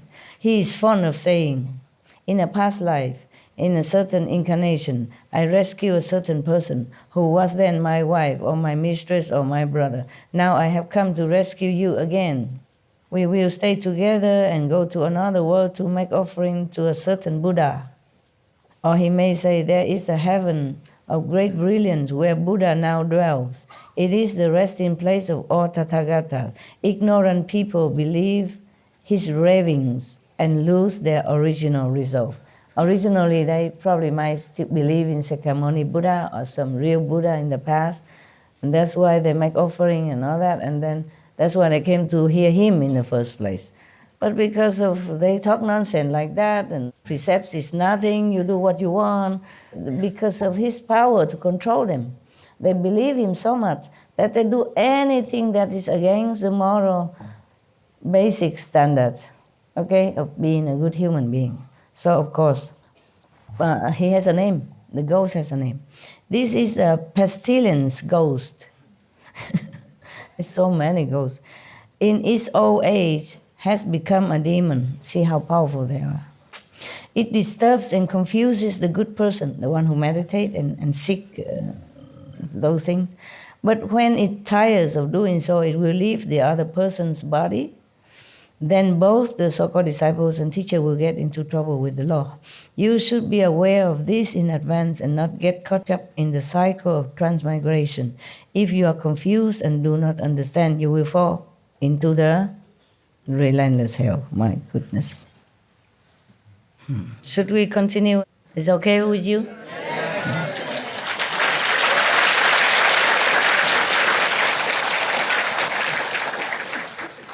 How come you like to hear about demons so much? Huh? You love to avoid them. Okay, good. Thank you. Knowing us and knowing others are the way to win, the way for victory. If you just know yourself and you don't know others, your opponent, then you will lose. Huh? That's good. That's what we say in Vietnam. Knowing the opponent and knowing yourself, meaning know the capability of both. And 100 times you fight, 100 times you win. I mean, you win anytime. It's good that we know our opponents, yeah? It's not a monk who sits there, Buddhist or Tibetan monk, no? I look at all of you like monks and nuns nowadays. In this assembly, you have all become monks and nuns, at least for 1 week, at least for some days. The demons scare you to death. You're not there to think about anything else, right? Thank you, Buddha. Thank you.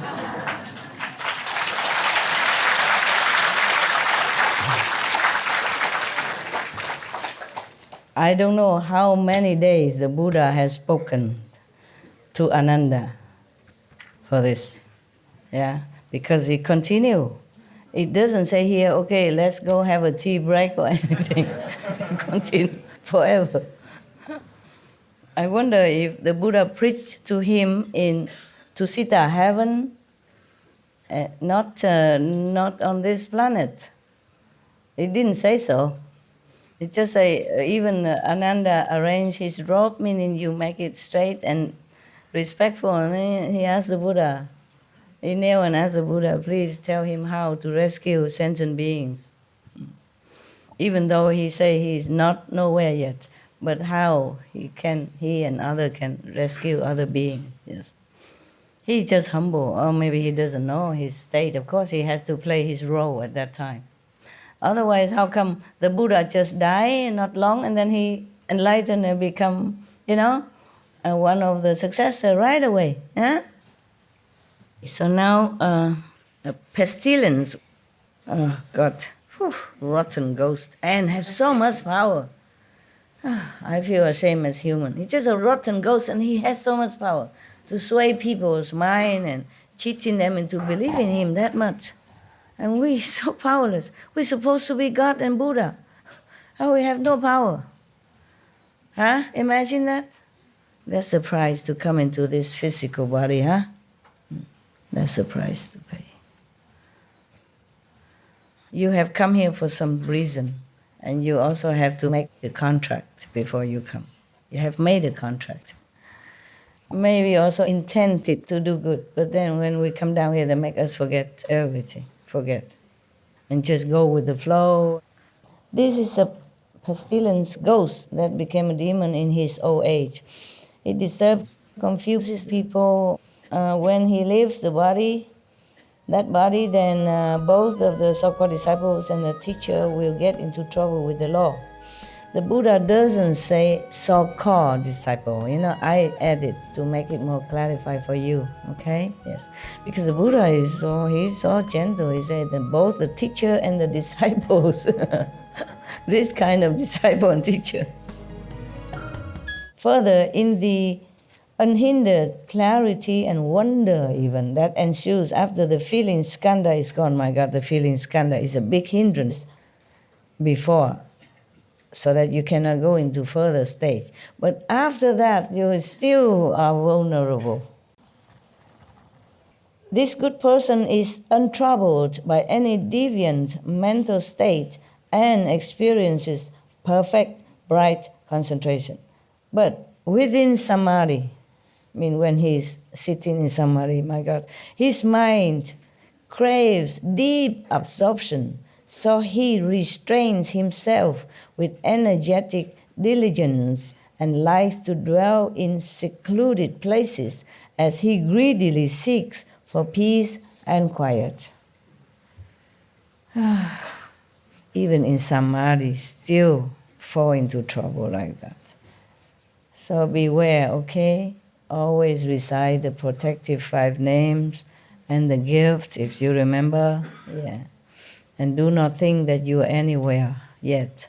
Even if you anywhere, so what? Okay. Important is be a good person. Keep the moral precepts. Meditate diligently so that you can elevate yourself and maybe some leftover blessing for other people around you. And if there are enough people like that on our planet, then the world will become a much better, peaceful, paradise-like. Yeah.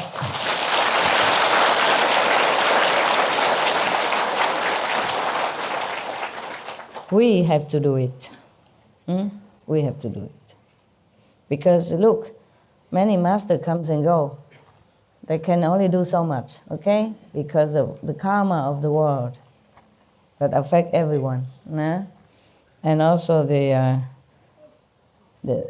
minds of the people on this planet make it difficult for any master to even continue to stay alive and to teach them anything, because they don't accept, they reject, they confuse, they've been confused and brainwashed by so many of these so-called demon-possessed person. And even after the demon left, these people still continue to be confused. Just be good, do good. Yeah? Meditate well. And pray for protection and deliverance. That's all. And if any merit at all left over, then please help the planet. That's it. That's all you pray for, okay? Yeah. Or you don't even need to pray. Just meditate well, be humble. Yeah. God knows what you want. Yes. But pray, make sure, no? Or make sure that to reaffirm to yourself that I just want deliverance. I just want protection. Protection and deliverance. Protection while you are here and meditation and in meditation. And during the day, every day, at night, morning, pray for protection and help, yeah? Evening, thanks for a good day, that you have been well and protected. And maybe have done something good. Be able to have done something good. Okay, huh? That's it. If you have done something good, credit it to heavens or God Almighty. Yeah, then you have no ego problem. Nothing that arises from your mind that you're not aware of, because you remind yourself every day. In the morning, you pray for protection and deliverance. Evening, you thank God for helping you through the whole day, good or bad, whatever. So at least you remind yourself that you're not wanting anything like those practitioners without teacher here. So the Buddha said to Ananda, they should be aware in advance. Before he got into this state, he should know that already. So now you know this state, yeah? So before you get into samadhi and you see certain thing, you are already prepared, okay? It's good, so you don't fall into anyhow.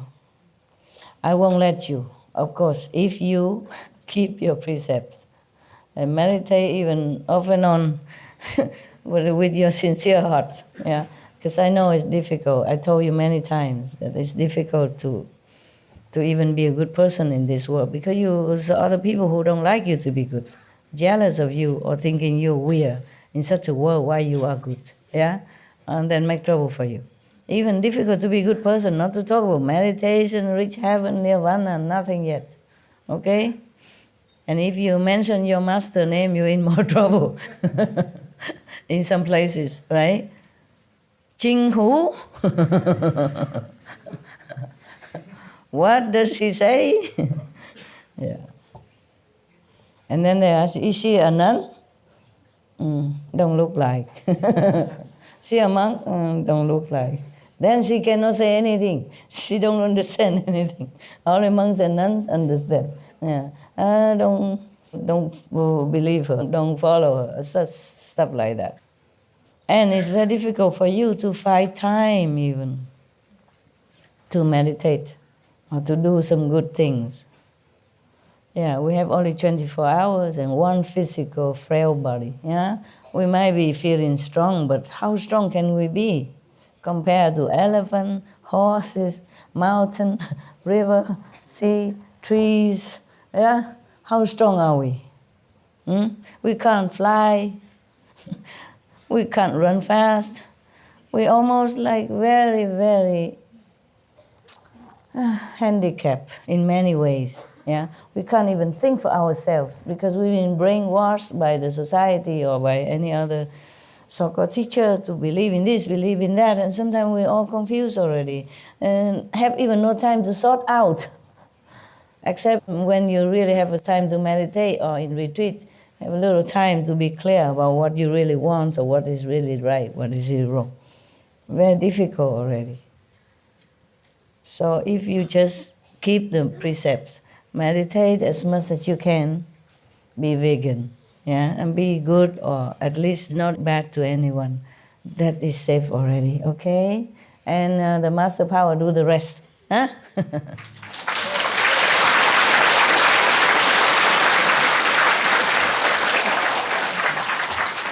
Keep the precept, okay?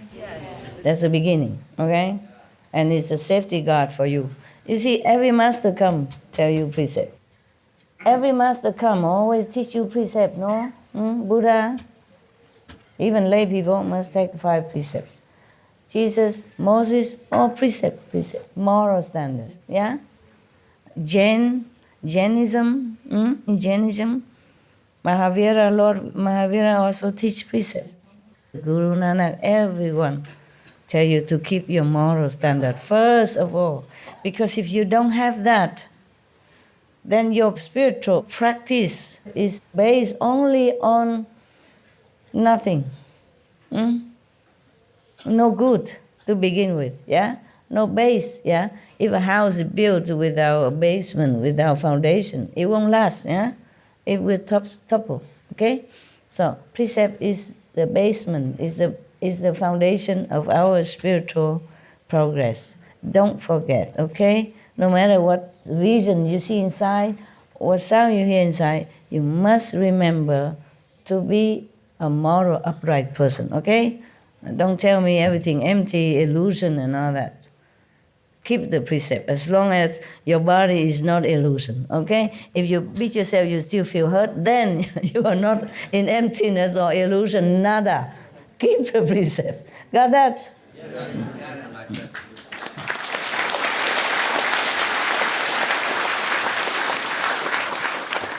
And remember, one practitioner, he got into the state that you stop him, he don't feel nothing. He still fall into a trap from demons and can go to hell. Remember that? Yeah. So you are 0. Nothing. I respect you and love you, but do not feel too proud about your practice. Understand? Just keep it calm, low-key. Be yourself good first before you teach others. Because if you are not strong enough, the one you want to teach might even topple you. Because his view might be also eloquent. Maybe he's from 2nd level. He can even re-preach you into turning your view around and making trouble. Or he might be possessed by these demons. And then he preach you back and then you do. Okay? Not be hurry. Tell them eat vegetarian, okay, vegan, okay, but not hurry, okay? Not hurry. So scary, huh? So if somebody preach to you against all the precept, against all the moral standard, and say everything is illusion, anyway you do what you want, there's no sin, no, then you must know it's wrong, that person is possessed, yeah? Stay away quick, don't try to convert him, you can't. You might not be strong enough, you will fall instead. You might not be strong enough, okay? If you happen to feel like you are possessed or maybe fall into some bad influence, call the master to help you, okay? Recite the 5 names, recite the gift, call the master if you're helpless, okay? Yeah, it's safer that way.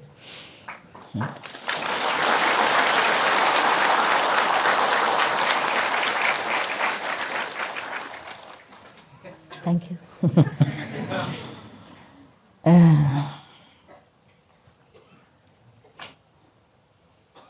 Okay, now there's another one here. So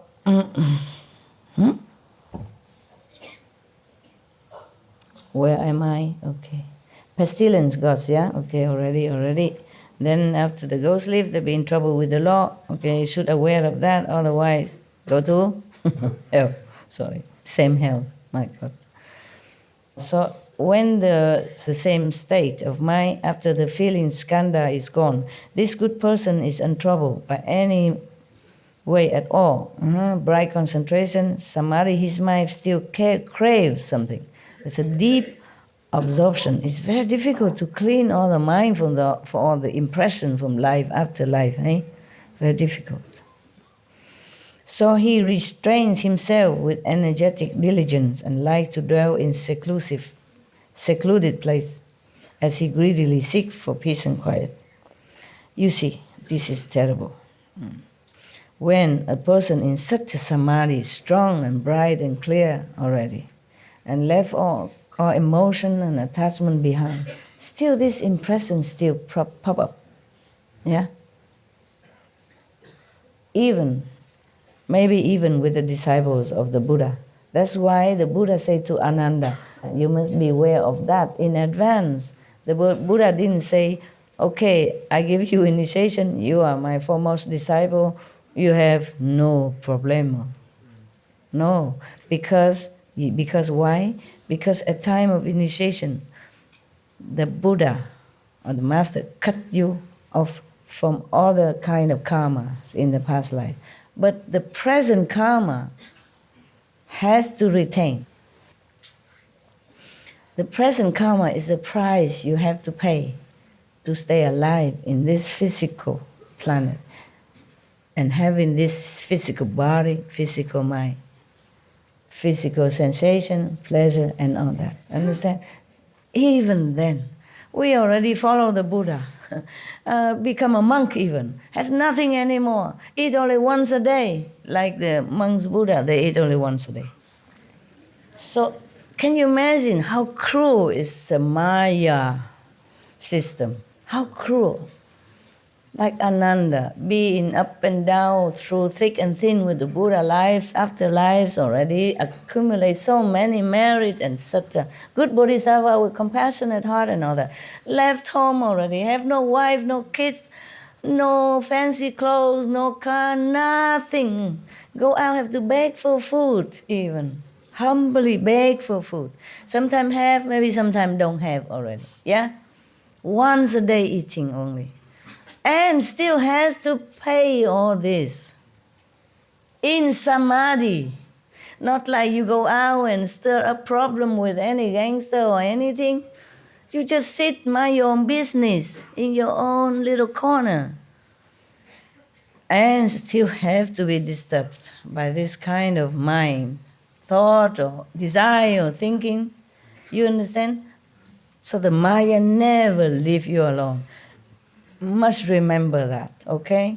I don't care what intention he has, good or bad, he does his job or not do his job, or whatever, he do good to you or not do good to you. You must be aware of this pestilent guy, okay? Terrible, rotten guy, pestilent guy, if he is a guy, yeah. We always say guy. Maybe he's a girl, who knows? Okay, meaning this being. There's another word for it. Entity? Entity, yeah, this entity. Thank you. This is like that. You have to be aware of him all the time. Otherwise, he cheats you without shame, you know? He can lie also. He can lie. Because he don't care about precepts, nothing. He owns the world, okay? Who is going to punish him? Yeah? He's a king of this kingdom, okay? Physical realm. He does what he wants. Who's going to punish him? Huh? Oh, he already established his reign so deeply, you know, and he has subordinate long arms everywhere and brainwashing all beings, life after life, already into such a terrible state of degradation that they don't even know what's right, wrong anymore. They don't even know the teacher when they come. They don't know Buddha when he comes. They don't know Jesus when he arrives. Yeah? So deeply rooted in negativity. Yeah, therefore.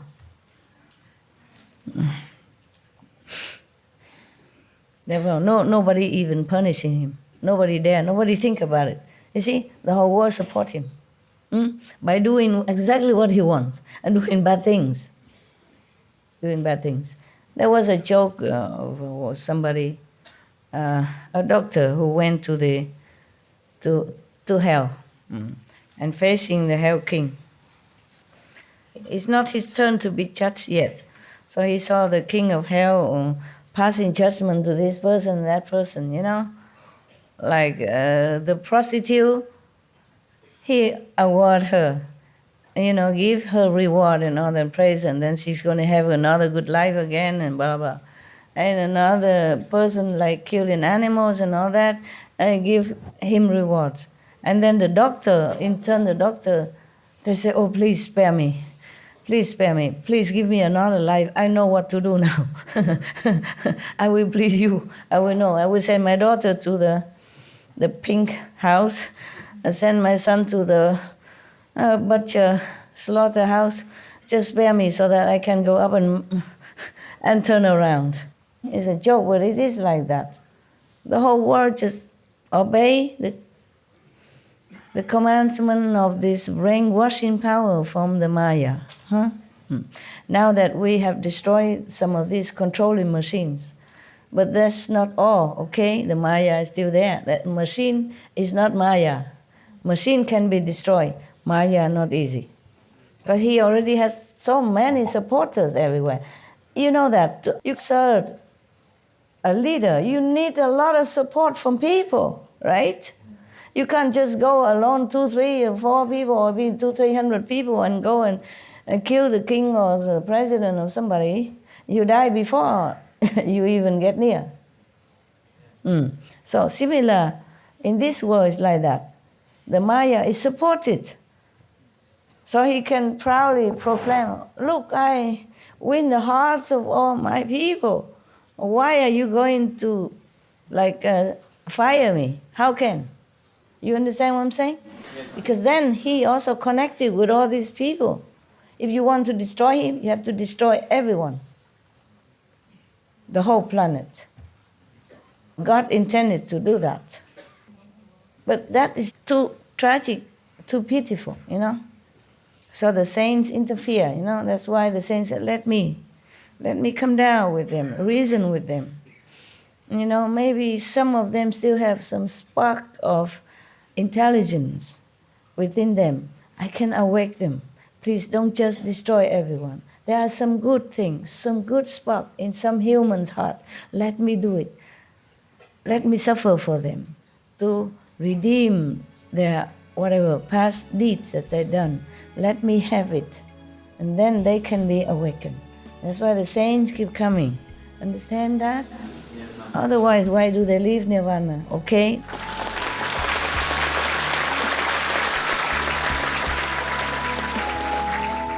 Okay, now, this person in samadhi, even in samadhi, it's not just like an ordinary state of mind that wanting this and that. This in samadhi, he wants something more subtle, you see? In ordinary life, we want money, we want a beautiful wife, or handsome husband, position, and blah, blah, blah. In samadhi, you want, you know, cleverness, intelligence, etc., you know, and you want the revelation of where all things come from, what is that, why is that, and you want the deep absorption. Let's see what the Buddha explained. He craves, his mind, not his soul. His mind craves deep absorption, so he restrains himself with energetic diligence and likes to dwell in secluded place so that he have more time to absorb all this, you know. He wants to be absorbed into the cosmic energy or the original power, whatever that is he wanted to. At that time, a demon from the heavens sees the opportunity it has been waiting for. Its spirit possesses another person and uses him as a mouthpiece to expound the sutras and the teaching. Yeah. Here, I guess, teaching of the Buddha, okay, the Buddha, when the Buddha passed away, yeah. This person, unaware that he is possessed by a demon, claimed he had reached unsurpassed nirvana. When he comes to see that good person who seeks seclusion, he arranges a seat and explains the teachings. He causes all of his listeners around him to think they know their karma from the past. It happens. Yeah. Some people follow some teacher, they can see the past karma, the past life and everything. Okay, beware. It's not it yet, okay? It's not it yet. Be careful, okay, huh? That's not all there is, nah? The Buddha say it here, not I. Oh, I say the same. Or he may say to someone there, you haven't died yet, but you have already become an animal. Then he instructs another person to step on the first person's tail. He has no tail there, but that person would feel like he has a tail and has been stepped on. So suddenly, the first person cannot stand up. be step on the illusionary, imaginary, or magically constructed tail. Yeah, I explained that. Buddha didn't say that. He just says certainly that person cannot stand up. At that point, all the assembly pour out their hearts in respect and admiration for him. If someone has a thought, the demon detects it immediately, and he establishes intense ascetic practices that exceed the Buddha's moral precepts. He makes that person even more ascetic than normal, than standard even set by Buddha. And the Buddha precept is already very, very, very, very austere, believe me.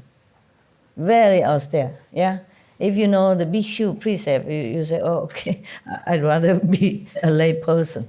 It's very difficult to keep all their precepts. And here, this possessed demon make them even more sacrifice, make the listener, the believer, to be more ascetic than that, okay? So to make you stay in the cold where there is empty room, that is a kind of, maybe, this kind of demon. This is too over ascetic, okay? No need. No need. If you have a house, you stay in the house. If you have a car, you drive a car. You don't try to make yourself deprived from all these modern facility to make your life more comfortable and easy and save more time. To forsake a car and walk everywhere, even in rain and shine weather, for far away to go to work, may be good for your ego or other people who praise you. But that's not the way you should do. That won't make you a Buddha, okay? To be modest and simple means you use what you have, not trying to look holy by being too over ascetic, especially if you're not a monk or nun or anything, okay? You got to work. You need to eat good. You need to dress well, otherwise you don't get a job. Huh? You need to drive a car so that you go to work on time. Huh? You need to protect yourself by the car or bus or train in the weather element so that you stay strong and fit. You take care of your family. Yeah? Do your job well so that you can earn the living for your family. There's no need to prove anything, okay? If you can afford a car, get a car. If you can drive, drive it, okay? Yeah. If you don't dress well, you might not be able to get a good job that you want, even though you have the ability. But people look at outside, okay? Outside appearance. Even some country nowadays, they have some non-profit organization to lend a suit or give a suit, yeah, or a dress for the people who are looking for a job, yeah, even young-looking people. But sometimes young-looking people just get out of college or something, had no money to buy a good, decent suit. They give them to go look for a job, and they have success because of good-looking suits. Yeah, you can say he's just a suit, but the suit does work. Or the good dress, have them to do hair and all that. This is a very good idea. And so we praise them on our Supreme Master television. Very good. You see that? Your master knows everything. Even the suit. Just joking. My God, I preach about Buddha Sutra. You don't clap. I'm just saying I'm good and then you clap. It's okay. Very good. Very good. Thank you.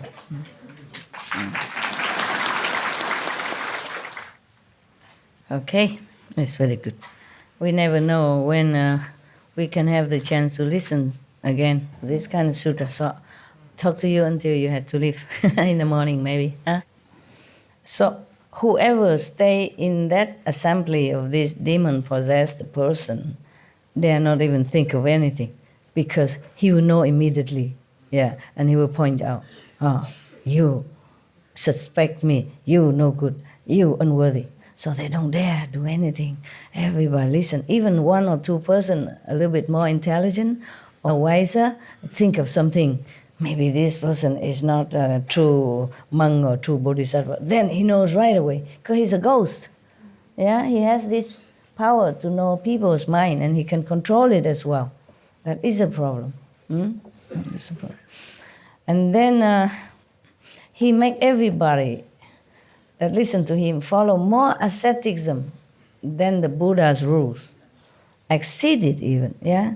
And then he slanders bhikshus, mean monks, yeah? He scolds his assembly of disciples and exposes people, private affairs, without fear of ridicule or rejection. He is fond of foretelling calamities and auspicious events, and when they come to pass, he is not wrong in the slightest.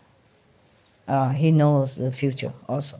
Oh my God. Or maybe he make the calamity to fit his prediction. Because he's so powerful. He corrupt anything he wants.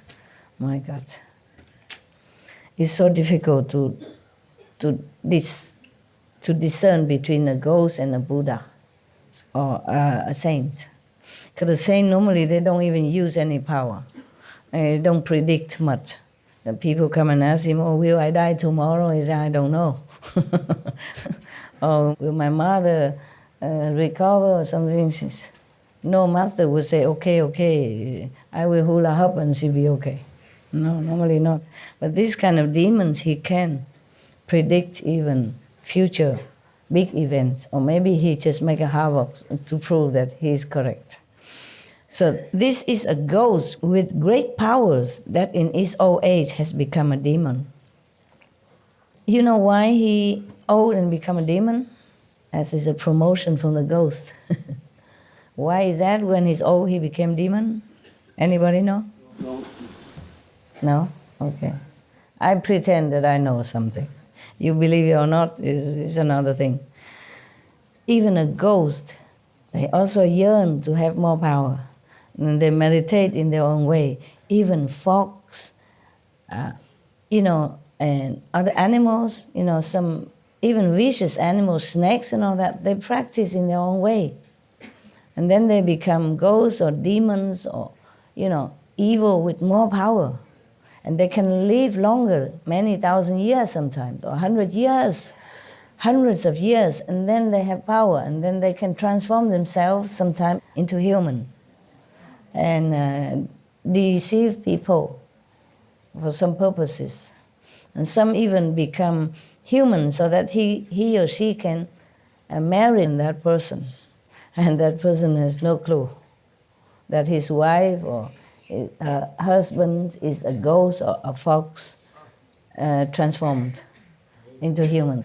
And when the husband or wife not home or outside of other humans, they became fox and snakes, because they cannot continue using their power. They have to recuperate. So they just, hide and seek like that. And nobody has any clue.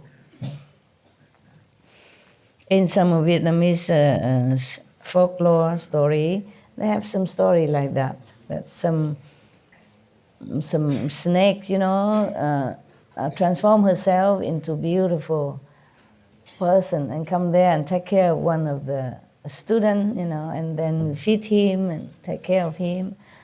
Like she can, as if she has money, she's just pretending to do some work, weaving or something, but actually she used her magical power to obtain food and all kind of necessity. And the husband was very comfortable to study. But slowly he get more and more weaker because the snake power may be sucking some of his human energy out of him. And then some of the shaman people has to cure him. But then sometime the husband don't want it because he's so much in love and in debt with his so-called wife. He say, never mind, I accept her and I continue to stay with her no matter what. Because I consider many humans are even more vicious than this snake. She didn't do it on purpose. Maybe her energy is not compatible with mine, so I'm weakened. Or maybe it's just my time that I got sick. I don't want to kill her. Because that shaman say, if you want to stay alive and well, you must kill the snake. I know how. He know how to kill her. Because ordinary people cannot kill her. If you chop her head, it will grow more, for example, like that. But the husband did not have the heart to do it. In some story like that. He say that some humans are more poisonous than this snake. This is also true, huh? Whether or not he's because in love with his snake wife or not, what he said is true also. Some humans are more poisonous even. Yeah? Okay. So this is a ghost with great powers that in his old age has become a demon, you know, right? He become older and his so-called practice bear more fruit, so he become promoted into demon state. But by no means he's benevolent or anything good. They ghosts and demons, they just bored. They have too much power, so they just have to exercise it some way, somewhere, good or bad. That's the problem when you have so-called magical power. You cannot avoid using it. So you must be careful. That's why I say no magical power, nothing. Just practice Kuan method. Earn your own merit in heaven. Earn your place by your own work, okay? No rely on magical power, nothing. So of course, this ghost disturb and confuse people. But after he's tired of this game, probably go seek another person somewhere to possess. And then both the so-called disciples and teacher will get into trouble with the law. You should be aware of this in advance and not get caught up in the cycle of transmigration. If you are confused and do not understand, you will fall into the relentless hell. You know that, okay? Further, there's still more. My God, Buddha, how many ghosts did you pick out? Oh, so many. I mark it up to here, you know. That's as far as I had studied. I mean, recently, just to check out what I should read to you. But behind there, I suspect there's more. A lot more, okay? Yeah, maybe no ghost, but some false view can make you trouble. Okay, so further in the unhindered clarity and wonder that ensues after the feeling skandha is gone, this good person is in trouble and he's in perfect bright concentration, but within samadhi his mind craves more knowledge and understanding. So he diligently toils at examining and probing as he greedily seeks to know past lives. Even just to want to know past lives, you'll be in trouble too. Know nothing. There's one master in Korea a long time ago. He's a monk. Huh? He don't teach much his disciple. He say, whatever happened or turbulence go into your mind, you just say, don't know. Whatever your question, just say, don't know. You answer yourself, don't know. Just 2 words he told his disciple, don't know. Anything, any trouble, just go straight, don't know. He wants to break all of the train of thoughts of his disciples, which is also maybe helpful, yeah? But don't know anything, all right? You know you should be good. Keep precept, meditate, yeah. Eat vegan. At that time, because he wanted to know past life, he eagerly, so greedily and very urgently and fanatically want to know the past lives. At that time, a demon from heavens sees the opportunity it has been waiting for. Okay, here Buddha always say heavens instead of heaven. Okay, I just sum them up in one heaven. Because in heavens, there are the heavens of 33, meaning there are 33 department, separate heavens. Yeah? And one of the king called Sakra, he's troublesome. He always make trouble for the practitioners. Yeah? He's worried about losing his power and his girls up there. Yeah, yeah, he has so many girls around. Maybe they don't have physical desire or anything, or maybe not physical contact or anything, but maybe they satisfy in different way, still some kind of desires and pleasure. As I told you, in the astral world, there was 120 plus level of different kind. And there are level of hells, level of heaven, so-called heavens, yes. But they always seek trouble with the next heavens. They fight sometimes. The Buddha sometimes had reincarnated as the kings of heaven. Yeah. And he sometimes had to lead his armies to go fight against the Asura. Yeah. Imagine, heaven still fighting. So how would we, the human, now have peace? It's a miracle, right? It's not a miracle? Yeah, it is. Thank you, all of whoever helps. Thank you.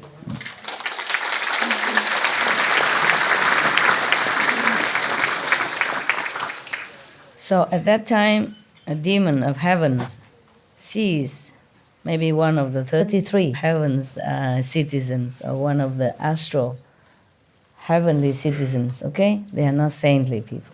They're not just heavenly beings, they're troublemakers. Too much power, nothing to do, no goals, yeah? No Buddha had taught them, just demon teaching them, so they follow the way of demon, okay? That's why they don't know anything more. They're going to cause trouble and using their power for fun. Yeah, okay. So he sees the opportunity it has been waiting for. It's for fun, you know what I mean? Making trouble for fun. They like that. His spirit possesses another person and uses him as a mouthpiece to expound the sutras and the teachings of the Buddhas, I guess. Yeah? This person, unaware that he is possessed by a demon, claims he has reached unsurpassed nirvana. When he comes to see that good person who seeks knowledge, he arranges a seat and explains the teaching. There in the assembly, inexplicably, that person may obtain an enormous precious pearl. Just suddenly a pearl manifests in his hand, something like that, or something else manifests, an object. It's from nowhere. Like the precious pearl just appeared to him. He obtained it just like that. So the demon may sometimes change into an animal that holds the pearl or other jewels, bamboo tablets, talismans, letters, and other unusual things in its mouth. The demon first gives the object to the person and afterwards possesses him. Or he may fool his audience by burying the object underground and then saying that a moonlight pearl is illuminating the place. Like he already hide the pearl or something, use his power to manifest the pearl and bury it under the ground, and then make that illuminate the whole place where he is speaking. Thereupon the audience feels they have obtained something unique, never seen before. Of course, certainly the whole place is shining like that. They never seen that. So, or he may eat only medicinal herbs and not partake of any prepared normal food. Kind of what? Breatharian or Mediterranean? Medicine? Yeah. Or he may eat only the sesame seed and 1 grain of wheat a day and still look robust. Phew. Some of you want to eat this kind, want to have this power. I know. Stop it. Be normal. Eat when you're hungry. Sleep when you're tired. Meditate while you sleep. Try, okay? Try to keep awake. But don't override your body, okay? You need it to continue further. Because if you exert too much power from a limited human body, then you might collapse, okay? Middle way, huh? Middle way. And that is because he is sustained by the power of the demon. Yeah. See? Demon can make you also footless, sleepless. Yeah?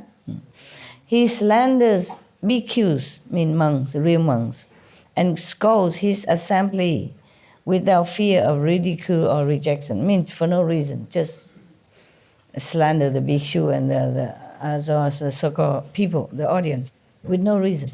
He is fond of talking about treasure troves in other locations or of remote hidden places where sages and worthies of the 10 directions dwell. Liar.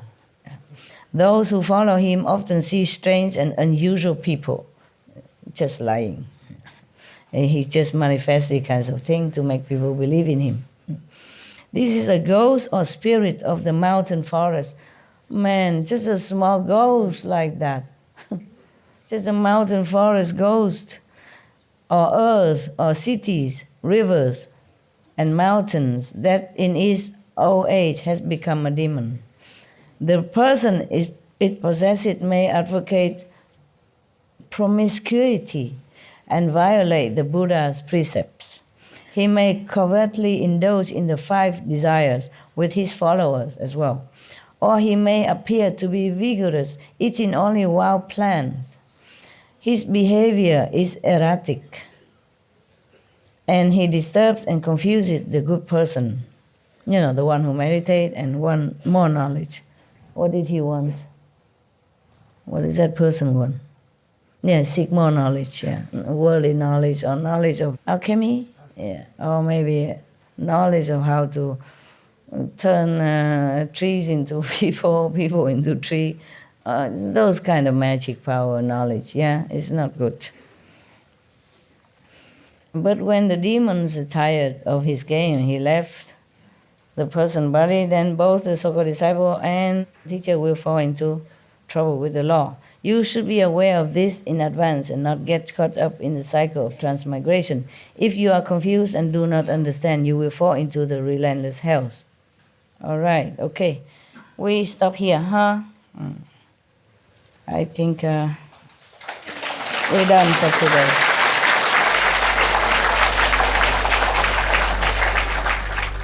We should really thank the past masters, monks and nuns and scholars who have taken time to record the Buddha's teaching after the master's nirvana. And also for the past and present persons, lay or monks or nuns who have really dedicated themselves, sacrificed their time and precious health or under any difficult situation to translate this so that I can read it to you. And we have to thank them. And may they be blessed forever by all the Buddhas, past, present, and future. May their merit be immense. May they be liberated forever. Thank you. So, at least the Buddha make it clear for us not to be so proud of our little achievements and just continue keeping humble, pure, yeah? And a moral person. All right. Ich muss gehen.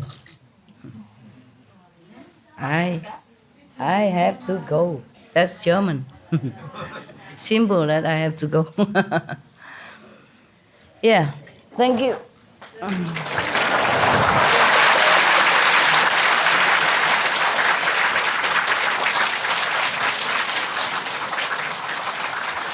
Love you, Master. Thank you. Good for you. Good for you. That you can Thank you love for somebody. the retreat, Master.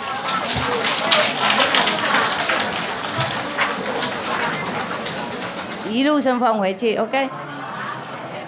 I have to go and see people upstairs. How are you? Very good. Cháu ok mà? Cháu sinh khoai lơ mà? 这样对了，这样对了。师父也很高兴快乐啊。有时候有一点点那个障碍一点，不过没关系啦，我们还是一路走的哈。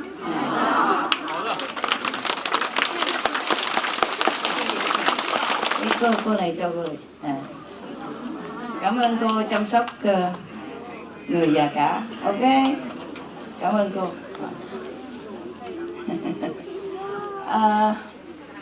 她很有爱心啊。She was very very kind. Yeah, very kind. And one person very old, and she looked after until he become good again and become also your brother. So I just want to give her something. It's not much, it's just souvenir. Okay, so you remember, continue to be good.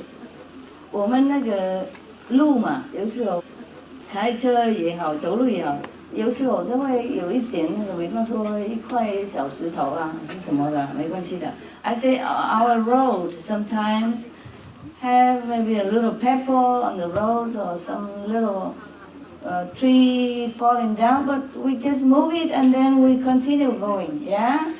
Because we want to reach our home. Same when we practice, a little obstructions, no problem, yeah? Continue, everything is good. We have to keep the positive mind, yeah? And everything will be better. Always remember Buddha, God, blessing from heavens. Then everything will be okay. Yeah? Okay. I was thinking I come just to say hello and I go, but so many people. Thank you for coming, huh? Thank you. Okay, huh? Thank you for coming. And thank you for putting up with the not very comfortable and not very favorable situation. Thank you for all of you. Heaven is touched by your sincerity even. Heaven and earth know your purity and good heart. And I'm also very, very touched and appreciative of your dedication to the noble goal, the best goal, the only goal that's important in your life, practicing. I thank you very much for being such good people. Thank you, thank you.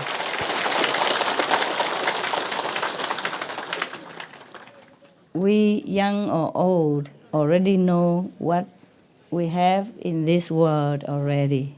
But something else beyond the world we do not know yet. So we are learning.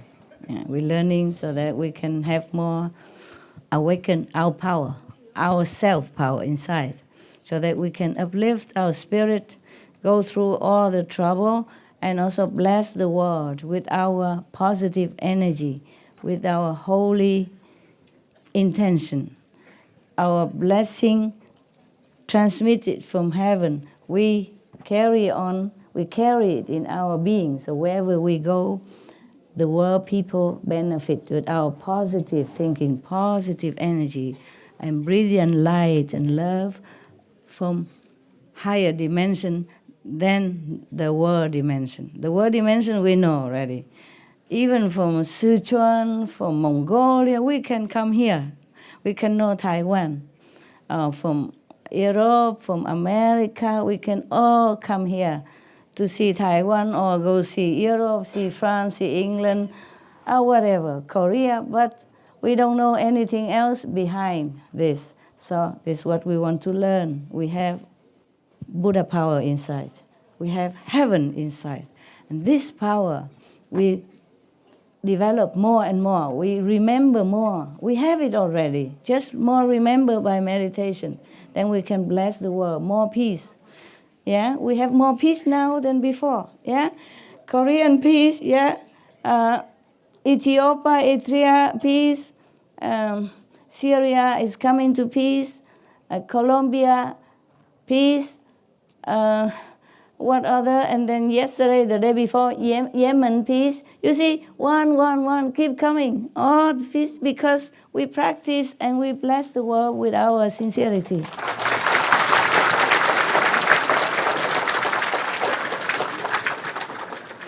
no matter what we believe, what we do, in a peaceful country is always good, right? Yeah. If no peace, cannot do much. No peace always is a worry, you know. We worry a bomb and gun and oppression. So it's better to have peace all the time, anywhere. No peace cannot meditate also, yeah? Worry too much, right? So peace is good, good, good. And peace coming now. I'm very happy. Are you happy? Yes. Good. Right, thank you. So continue practicing so we have more peace, yeah? More goodness, more compassion, more love between each other, between humans and animals and trees and plants and all beings in the world who are also helping us to elevate as well. Without the trees, without the ocean, we don't have oxygen, we cannot breathe, right? Cannot breathe. So cannot breathe, cannot meditate, cannot live, cannot survive, cannot eat, cannot drink. So we have to thank all of them. And the more we practice, the more we understand more, and we understand and we appreciate everything on this planet. They are helping us. So we also try now to protect them. We protect the trees, protect the animals, even the fish, yeah, and protect the planet, the river, the ocean, so everything have helped us. So we have oxygen, we have food, yeah, the earth give us nutrition for the food, the sun, the air we breathe has been clean for us. The tree give us oxygen, the rivers give us water, the river, the lake, the rain give us water, and the ocean bring us also 50% oxygen. So we have to now, in turn, protect them. Yeah, the animals are helping us. Yeah, the trees are helping us. Now we must protect them now. They have been protecting us all these hundreds, thousands of years. So we and our children, our father, mother, relative, friend can live and breathe and survive. And now they are in danger because of humans' pollution and not caring for the planet. So we must help them now. We are vegan, it's very big help. We also tell others to be vegan, to protect all living beings on this planet so that we can continue to live. Also, we return their kindness, yeah, in gratitude. Also, we thank you for our children and grandchildren, great-grandchildren, because we have to protect the planet, the trees, the ocean, the river, not just for us, not for children, our children, great-grandchildren, but because we learn now to be more compassionate, more loving and kind to all beings. And that is the only way we should be as human, a noble being, a protectors of the weak and the helpless, like animals and trees and plants. Understand, yeah? Yes. Okay, thank you and good night. Who has to go home must go home, because at home you have work, yeah? You have work waiting for you. You have wife, you have husband, children, father, mother to take care. And you also need to meditate well, but you cannot neglect your duty, yeah? The parents need you. The children need you. A husband, wife need you. If you must go, if you have obligation, you should go, okay? If you're free financially and family-wise, you can stay as long as the visa okay. Yeah. If you stay longer, then you are not good citizen. You make trouble for the government and for our group, okay? We must keep also our reputation. Huh? All right.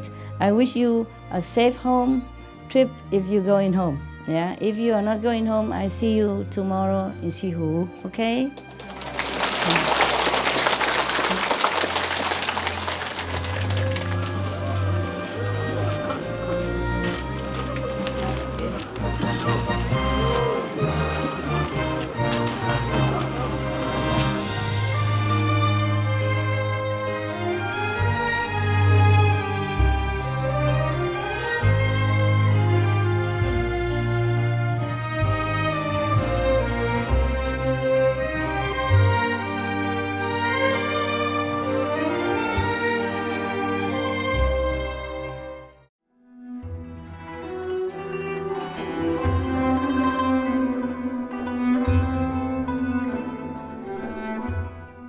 مشاهدينا الكرام، نقدر حضوركم حلقة اليوم بعنوان سورانغاما سوترا، الحالات الشيطانية لإسكان العقل، الجزء 8 ضمن سلسلة بين المعلمة والتلاميذ. التالي مقتطفات من سر الفيدا لسيري أوربيندو، الفصل 13 الفجر والحقيقة، الجزء 2 على كلمات من الحكمة، مباشرة عقب الإخبار الجديرة بالذكر. رجاء أن ابقوا معنا لمتابعة المزيد من البرامج الإيجابية. عسى أن تكافئكم السماء على أفعالكم الخيرة.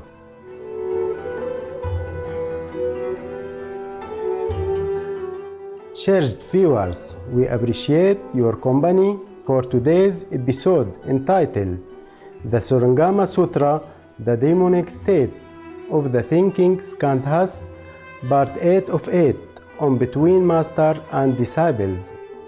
Coming up next is selection from The Secret of the Veda by Sri Aurobindo, Chapter 13, Down and the Truth, Part 2 of 2, on Words of Wisdom, right after Noteworthy News.